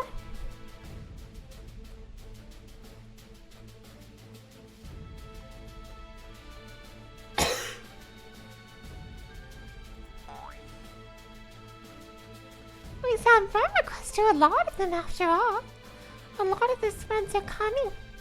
I really hate sad Kizuna fan notifications like these. You could also turn off notifications. Or else turn off your Kizuna. Whoa! I hate that even more! If I turn off Kizuna, we will really become enemies. Ever since these conflicts began, more and more Gauntlet Knights were beginning to fear getting friend notifications. They rang out to let you know that there was a friend nearby in your enemy's front lines. However, when you actually heard that notification, that fear would turn into sadness and eventually a feeling of powerlessness at your inability to change the situation. There's no need to turn it off. They are friends, Nama. Even when we're fighting like this, we're all friends. Friends supporting the walls of peace. Every time I hear that Kizuna notification, it reminds me that we're having to fight against our friends. However, as long as we feel that way, we'll never be enemies, even if our blades cross. Exactly. They'll push from their side and we'll push from ours, supporting the walls of peace. It isn't our job to push them over. This is Leia from the IBM Peace Department's 12 Holy Agent Corps, Yellow Dot Shipping. And I'm Fatma. And I'm Stefania. Together, the three of us are missionaries of love and peace. Yell it out, Shavit! Oh yeah, that's her. Yell it out, Shavit. Bring it the heat. To all Gauntlet Knights, we will soon make contact with enemies of peace. Please don't forget that behind us, crowds of peace-loving civilians are looking up at us. Even though we're victims who were framed, we offer our loving support to the ACR. In return, they assumed that we were the culprits behind that bioterrorism without proof, refusing our love-filled attempts to offer them support and negotiate, and resulting in the act of barbarism. This act of barbarism. Oh, we don't hate them. They are lost sheep. They need guidance from God and us. We will now engage in blasted peaceful activities against the ACR military, which ignored our warnings and continue to invade us. If they repent, God will surely save their lives and their souls. Only the children of demons who refuse to repent until the end will disappear into the sea. Come on, everyone. Protect the beautiful land and skies of the ABN from these demons. We're supporting you all. Your magnificent speech has renewed my dedication to justice and peace. Thank you, Yellow Shavit. Seriously, Ruka, like that imagine, like, I could see that being like a kind of shell shock later. The friend requests, the friend notifications. Just like in a normal situation. If things get really intense later in their lives. Yeah, exactly, Ruka. No, don't mention it. Calling all kit. This is Stanislav from Daltatsuf. I'll say it again. Don't die and don't kill. The voices luring you towards martyrdom come from the devil, telling you to put your God to the test. If your shield is broken, retreat without fighting, and don't kill your enemy. It's enough that you break their shields. If they still do not repent, then let God swallow the fools with the waves of the Mediterranean Sea. Don't die. No flowers can bloom from a dead sprout. And don't kill. Only God is permitted to take life for a while. Wow. Oh, there you go. Don't worry. God has given us his permission. So show that no mercy and scatter the lost sheep across the sea. Kill the enemy! Oh God, jeez. Oh God, no. Come on, Yellow Dot Shavit, don't be like this. Oh God. Kill the enemy. Defend the homeland's territory and resources. God is giving you the order to kill. Oh God. If God tells me that directly, I'll be obeying and massacre the enemy. Naima, stop it. Oh boy, here's the other Naima. However, the crap you're spouting isn't coming from the God Naima loves. Shut your faces, you fake wannabe idol barrier troops. I'll protect them. The skies and the ground of our homeland, our friends and allies, and all our comrades supporting the walls of fucking peace. That's a disorderly outburst. I'll be reporting this to our superiors later. Don't blame me if you get in trouble.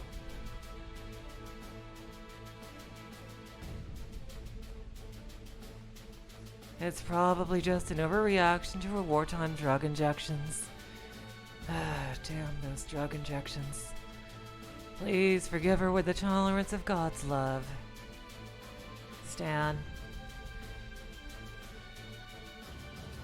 Oh, Stan, you got a problem with it being me? No, not at all. But I never expected that Miyao's ideas would resonate with you. He's so naive. Such a little brat. With enemies and allies are our friends. Friends supporting the walls of peace. What, are you stupid, Baka? Oh my God! This must be Naima's other personality. You're right. He really is naive and a huge idiot to boot. But that's exactly why he's the motherfucking protagonist. There's no way you can pull it off. As this whole life can be that easy. I don't believe in any god or Buddha. Oh my God, her other personality is an atheist. That's hilarious. Oh my God. Jeez. What? Oh my God. That is hilarious. Oh my God. Impious statements can be dangerous. However, I believe in what Naima believes in, and I'll defend it. I'll make it a reality. That's the first time in her life she's been able to believe in a world that isn't divided into allies and enemies, and I'll make it real. Don't die, don't kill. Only amateurs die, and the people who kill are bigger amateurs. Miyao, is that something is seriously interesting back there? Miyao, you might have just set out and win, but there's a dreamy girl here who was able to find her ideals thanks to that. I'll make it come true, Naima. Stan, Naomi, follow me. Let me show you how to fight without dying or killing. Damn, Naima! Yeah, I think the freaking Lambda voice fits her really well. Okay. Oh my god. So that's Naima. I knew she had one from the profiles, but this is the first time we actually see them. Oh, wow. You go, Naima. Put Yellow Dot Shavit in their place. This is Retabil. The ACR has no intention of obeying a warning. Combat will commence in 10 seconds. Do whatever you want. You fight for Africa. I'll fight for Naima. Don't die, don't kill. Are you freaking alternate Ichigo? She's like Shirosaki here. I won't let you die, and I won't let you kill. Of course. Don't let yourself get killed by someone like me! Holy fuck!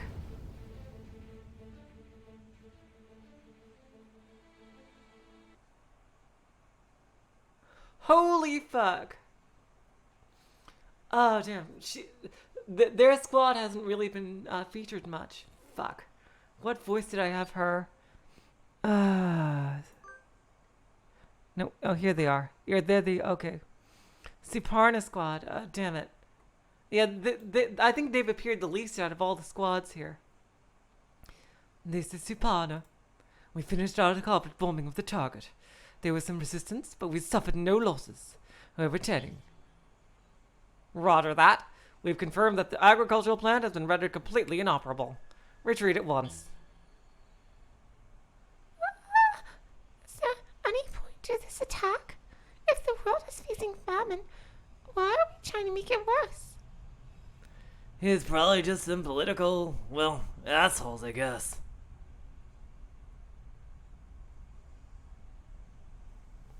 Apparently, the ABN can't fight us and the ACR at the same time.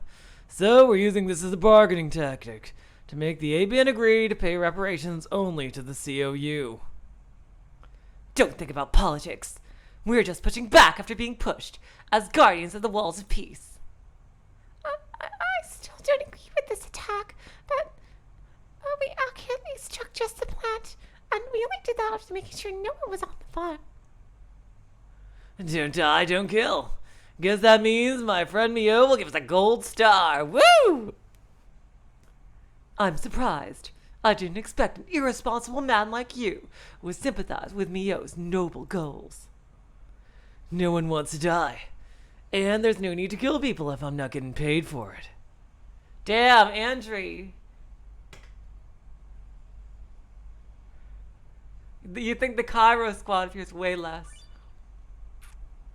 Yeah, Cairo squad does appear less too. They do.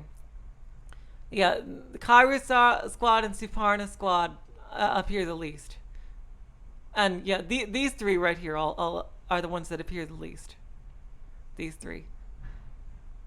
Anyone, both AOU squads gets a lot, and everyone here, like, we know who they are because they appear a lot too. And they have much more defined personalities. They've had more time to show their stuff. Jeez. But yeah, the B teams, the only B team that gets like a lot of screen time is Grave Mole. It just happens to suit me perfectly as someone who hates to work. Andrew he should get more screen time. He's really cool. He's like a bounty hunter or some shit, he feels like. So, if you were ordered to kill civilians, would you do it? You would kill if you're getting paid for it, right? Yeah, I would. I'm a salaryman soldier. Woo! I'll do any job for money. He has a really badass, cool looking gauntlet, too. However, if you want to hire me to kill, you better be prepared to fill an Olympic swimming pool with bundles of cash. Andre. Oh, does she like him? Oh. Still, no matter how much cheap talk we pile on, no matter how coolly we handle ourselves, this isn't a game of chess. It's impossible to avoid all damage to pieces we aren't aiming for. I've got no intention of killing on purpose, but I might kill someone without meaning to. I'm not so naive that I haven't thought of that. Huh. You may sometimes say deep things and act the part of the enlightened man, but you won't fool me. Woo! That's just fine. Living life irresponsibly is my policy. He's pretty cool. Damn, these three are pretty well defined. I wish they had more screen time. Jeez. It feels like we barely see these three. Cairo Squad and Suparna Squad hardly ever show up. And Yellow Dot Shavit feel a lot like a group rather than individuals, because they're like an idol group basically. So it's kind of easier to group them as one almost. But these two squads are clearly made up of more individuals. I really wish that, but there's so many characters. You know, maybe in future parts, Cairo Squad and Suparna Squad can do more. No way. This is, What is it? It's an ABN news report. They're talking about the city we just attacked. After learning that the civilian casualties caused by the COU bombing included over 40 kindergartners who were visiting the agricultural plant on a field trip, the city folk are expressing their Oh, son of a bitch! That's a lie. It never happened. I checked before attacking. I checked so much. It's a lie. It's a lie. Listen, it's not possible. We checked carefully before attacking. The plant was automated and completely unmanned. This must be a scenario prepared by the ABN Guidance Department so they can inflate their casualties. That's it, isn't it? That has to be it. After all, I checked it many times, over and over. Because we knew we couldn't let anyone get dragged into this. Maybe no one died as a direct result of our attack. But that doesn't mean that we haven't caused any deaths. There had been a sudden air raid alarm and then a bombing. The peaceful city had probably been instantly enveloped in panic. Even if no one was hurt in the bombing itself, if confused drivers got in accidents and killed people, it would be fair to say that those accidents were caused by the bombing. However, let me say this. Sujatha, Rakshana, he only attacked after making it near approaches at such great risk, checking closely to make sure no person was hit. If you had attacked in a more slipshod, irresponsible way, many more people would have died. There can be no doubt of that. I checked so much, so much! I think she's channeling Rena here. It's impossible, impossible! That's right. We carried out a perfect strike. This is enemy propaganda. Don't believe it. Still, if he's well panicked from attack and gotten into accidents. These Wall of Peace really are heavy, aren't they? I gotta say, I think Andri has the coolest gauntlet. One of the coolest, if not the coolest gauntlet. It just has that really cool wing thing on it. I really like it. The middle-aged guys who ordered this attack are gonna take responsibility, just like people in charge should, right? Woo! I can't do woo in a guy voice. God damn it. Ah, jeez. I gotta work on that.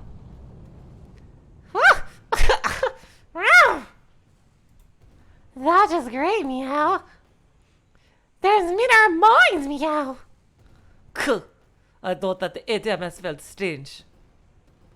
Amelia, Koshka, please try to recover your mental condition. I'm giving you permission to take injections if necessary. The mighty shield used by Gauntlet Knights, the rejection shield, could cause vastly different levels of strain depending on the situation.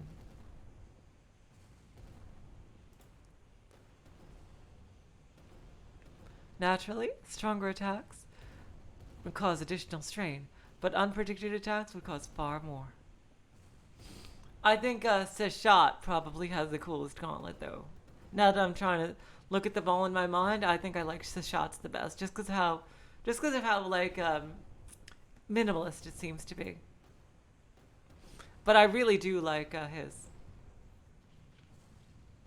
I really do like Andrew's.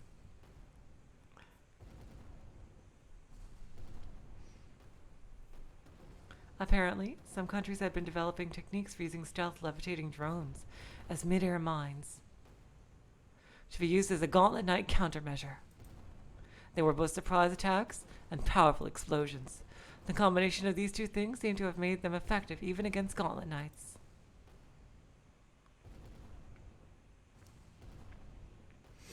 Though it hadn't broken their shields, the sudden expenditure of energy has symptoms similar to anemia. Chloe had given her cat permission to inject cranial secretion regulators, which would give them energy and rapidly improve their condition.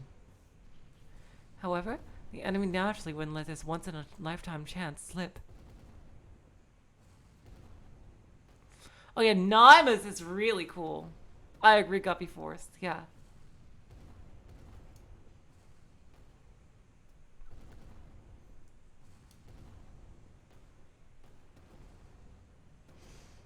Taking advantage of their confusion in the wake of the mid-air landmine, the next attack was already coming. Oh, missiles again. Oh my god. Enemy missiles approaching. They appear to be cluster missiles. All cat, intercept them. Baba Yaga, what are you sitting there dazed for, Miyao? Restore your mental condition right now, Miyao. After that mid-air mine, Proscovia's in condition red. She's at 13%, just above the Madonna's minimum speed. The enemy missiles have launched their sub-munitions. You damned AI, looking onto Baba Yaga as sitting ducks. Please, shoot them down. Baba Yaga, fall back. It's gonna solo up all three of you, Miyao. We'll intercept from here. We can't abandon Proscovia. These high maneuverability missiles are flying around just like bugs. Even I can get all of them. Baba Yaga, fall back. There's no way you can intercept all of those missiles in that condition. You fools, Miyao! Run for it, Miyao! Baba Yaga! I think these are the first Gauntlet Knights to die in battle. We know that a lot died in training. And, oh god. Things are going to be set off. First, let's pray for our comrades who supported the walls of peace even in death. I'm confident that their noble deaths serve the cause of peace. It seems countries everywhere are trying to drag inexperienced people into combat in order to increase their number of Gauntlet Knights. There's no helping it. Gauntlet Knights are the peak of military power.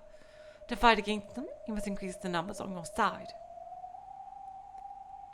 And the flames of war had already started to extend beyond the walls of peace. Forgive me. I'm truly sorry for the harm we did to the sinless people of the ABN. Why do we have to fight actual wars? What happened to all the people excitedly watching simulated battles in the Verdi Arena at the Battle Standard Festival? You're right. Is there any reason to have wars in reality?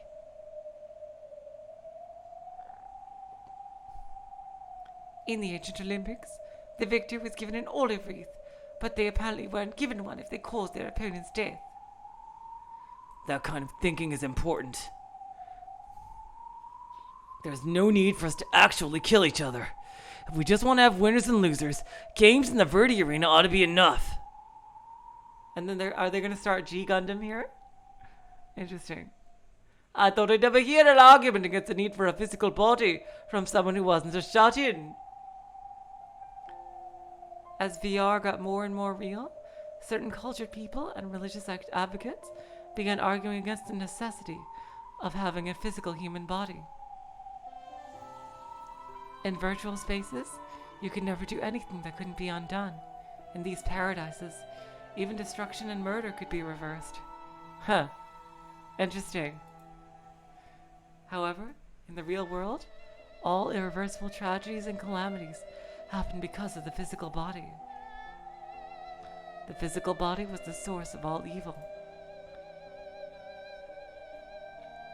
The human soul could only reach up towards God once it was freed from the barbarous shackles of the body, according to them. And that's when I'm gonna start the Human Instrumentality Project.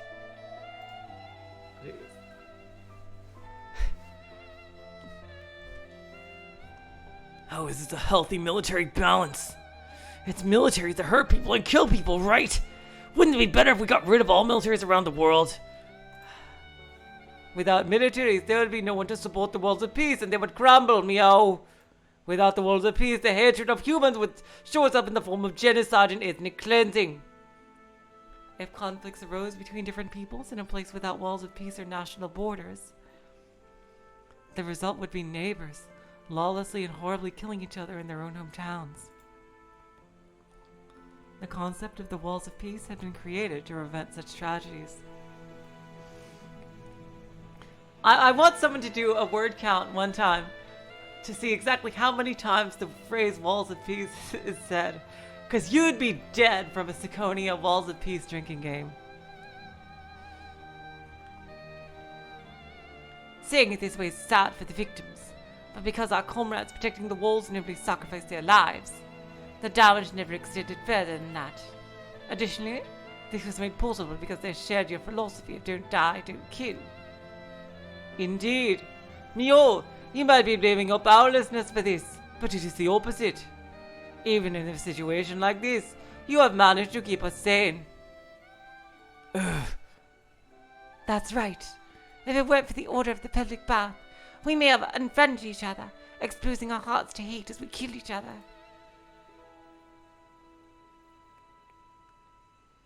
When I first heard Kizuno's friend notifications on the battlefield, I hated it. But now, I think it's a very important thing. That's right, boyo! You should thank me for working hard and constantly checking on friends with certain radius so I can notify you, boyo! You're right. Thanks, Karapoyo. Because of your friend notifications, we've been able to remember something important. That's the order of the public bath Secretary Knight for you. Ha ha! I'm a capable frog, boyo!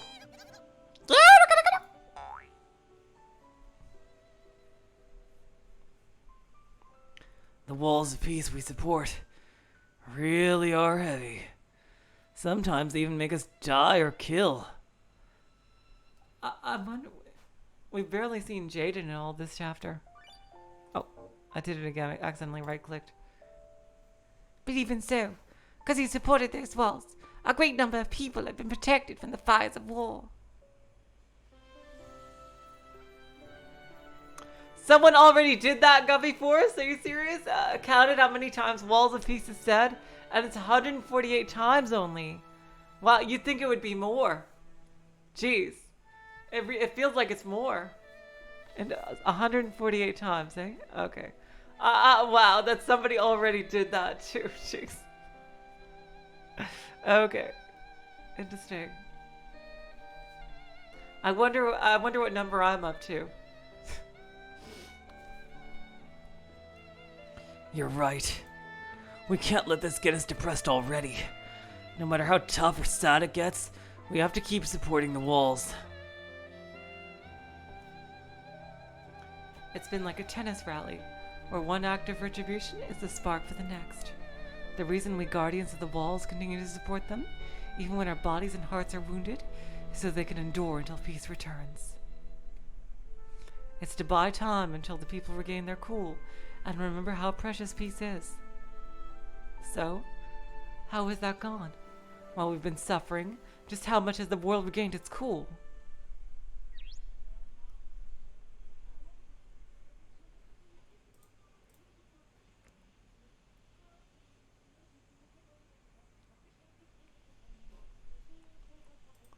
This heartless attack that spared no consideration for civilian casualties has brought the public's rage to a peak.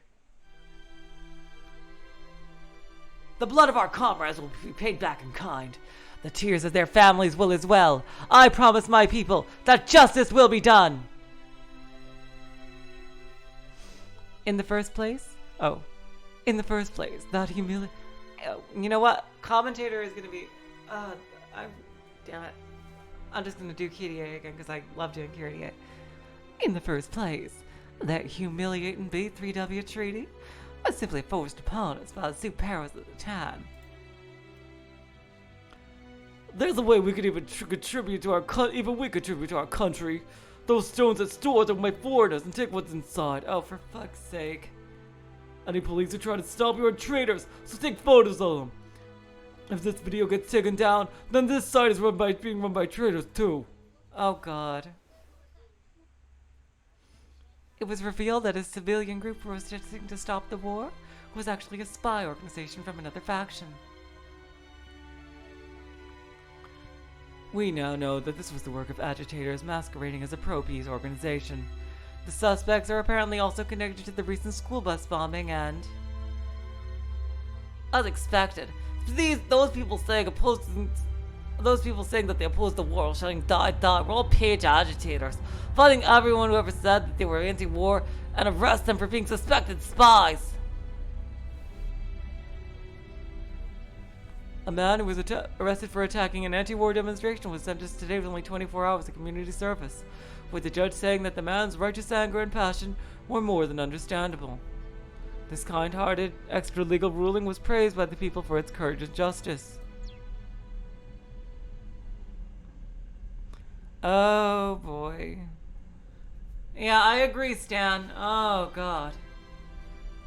I 100% agree. Has the world gone insane? Or are we crazy to think that they're crazy?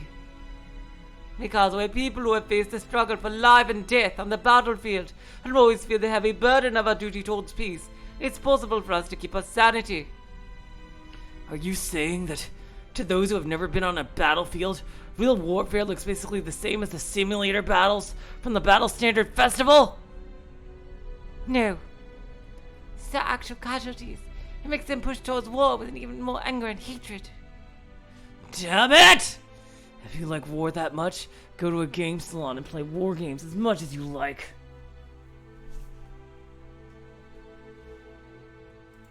If you like watching, watch gaming live streams and supports programs all you want. Oh, thank you, Apparition. Have a good time at work. Why is it necessary to kill each other in real life? Just leave that sort of thing to VR.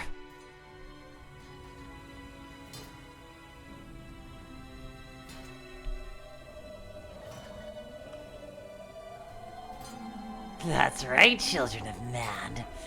This is liberation. Oh god, it's this thing again. Oh no.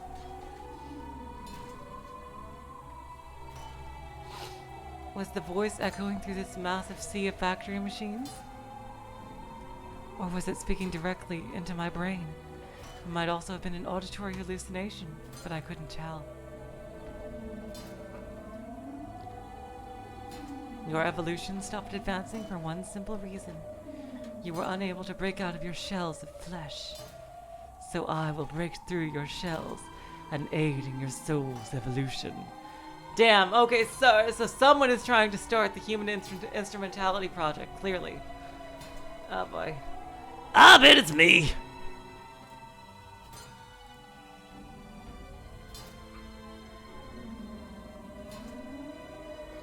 People hung from rails with all their skin melted off, moaning in pain.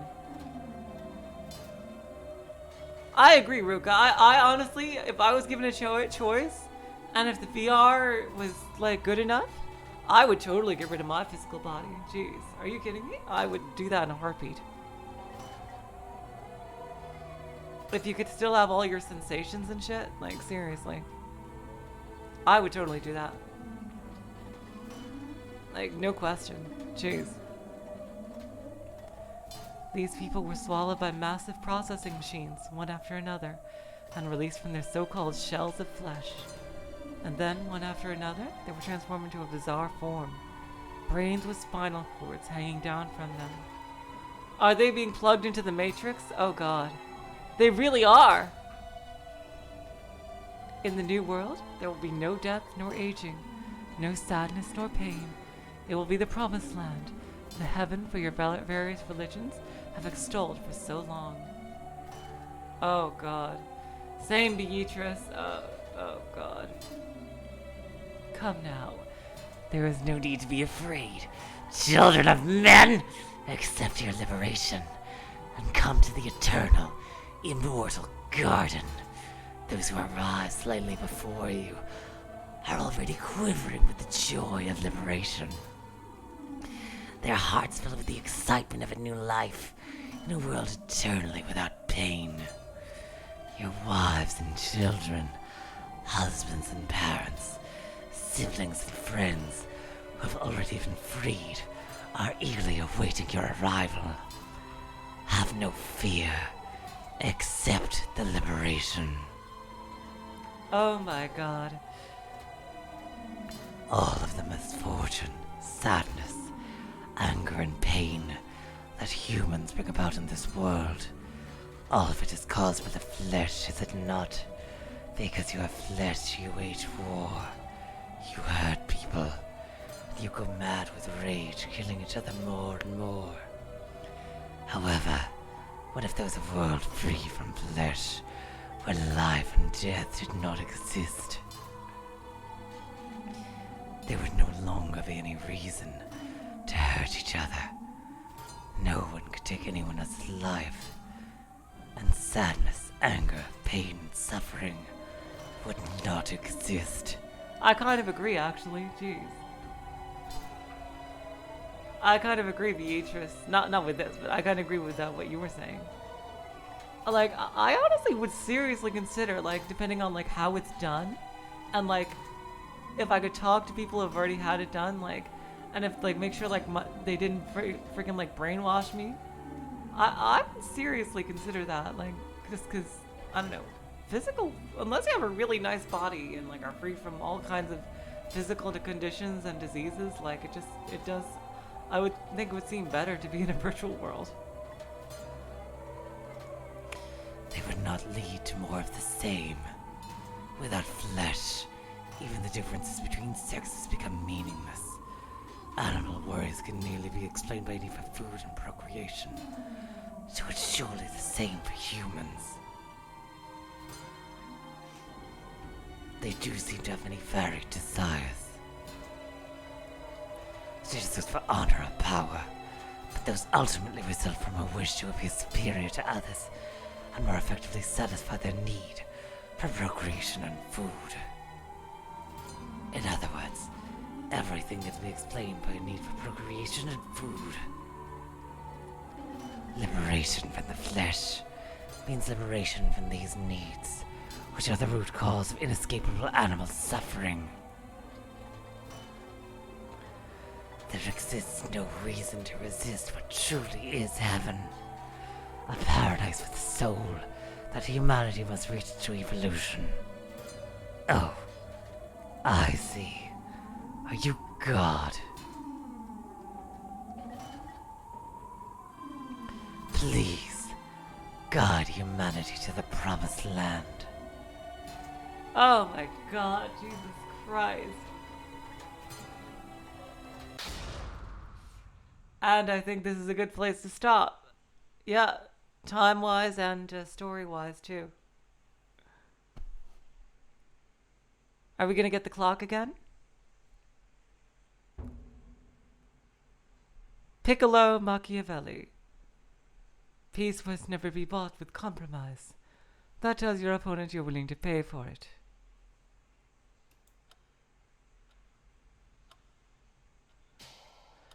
I think the red moon is gonna be hell time. Oh god, jeez.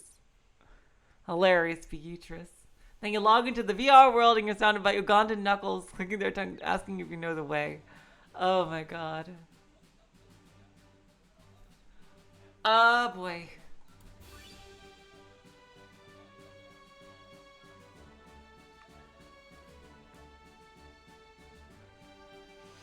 Alright, you guys. I think that's good for... does anyone know how much longer part 1 is? How much longer does it go past the red moon? I wonder. I think I would imagine I'm like around 2/3 through the game. Is that like a fair assumption or not? As we start part 2, I mean not part 2, page 2 of the save files here.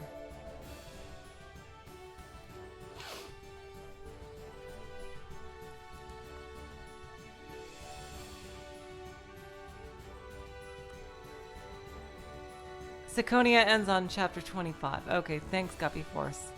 And I'm on chapter 18 right now. So, 18, 19, 20. Oh, God. 8 chapters left.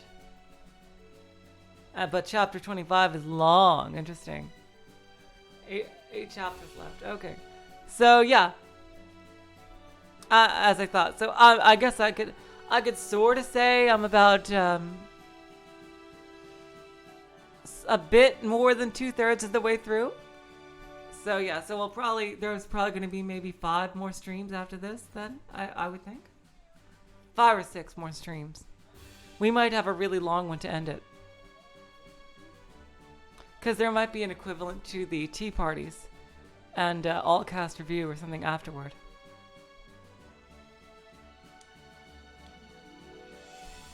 So yeah, I think there's gonna be like 5 more Ciconia streams, probably then, if we keep going at this pace of doing around 2 chapters per stream.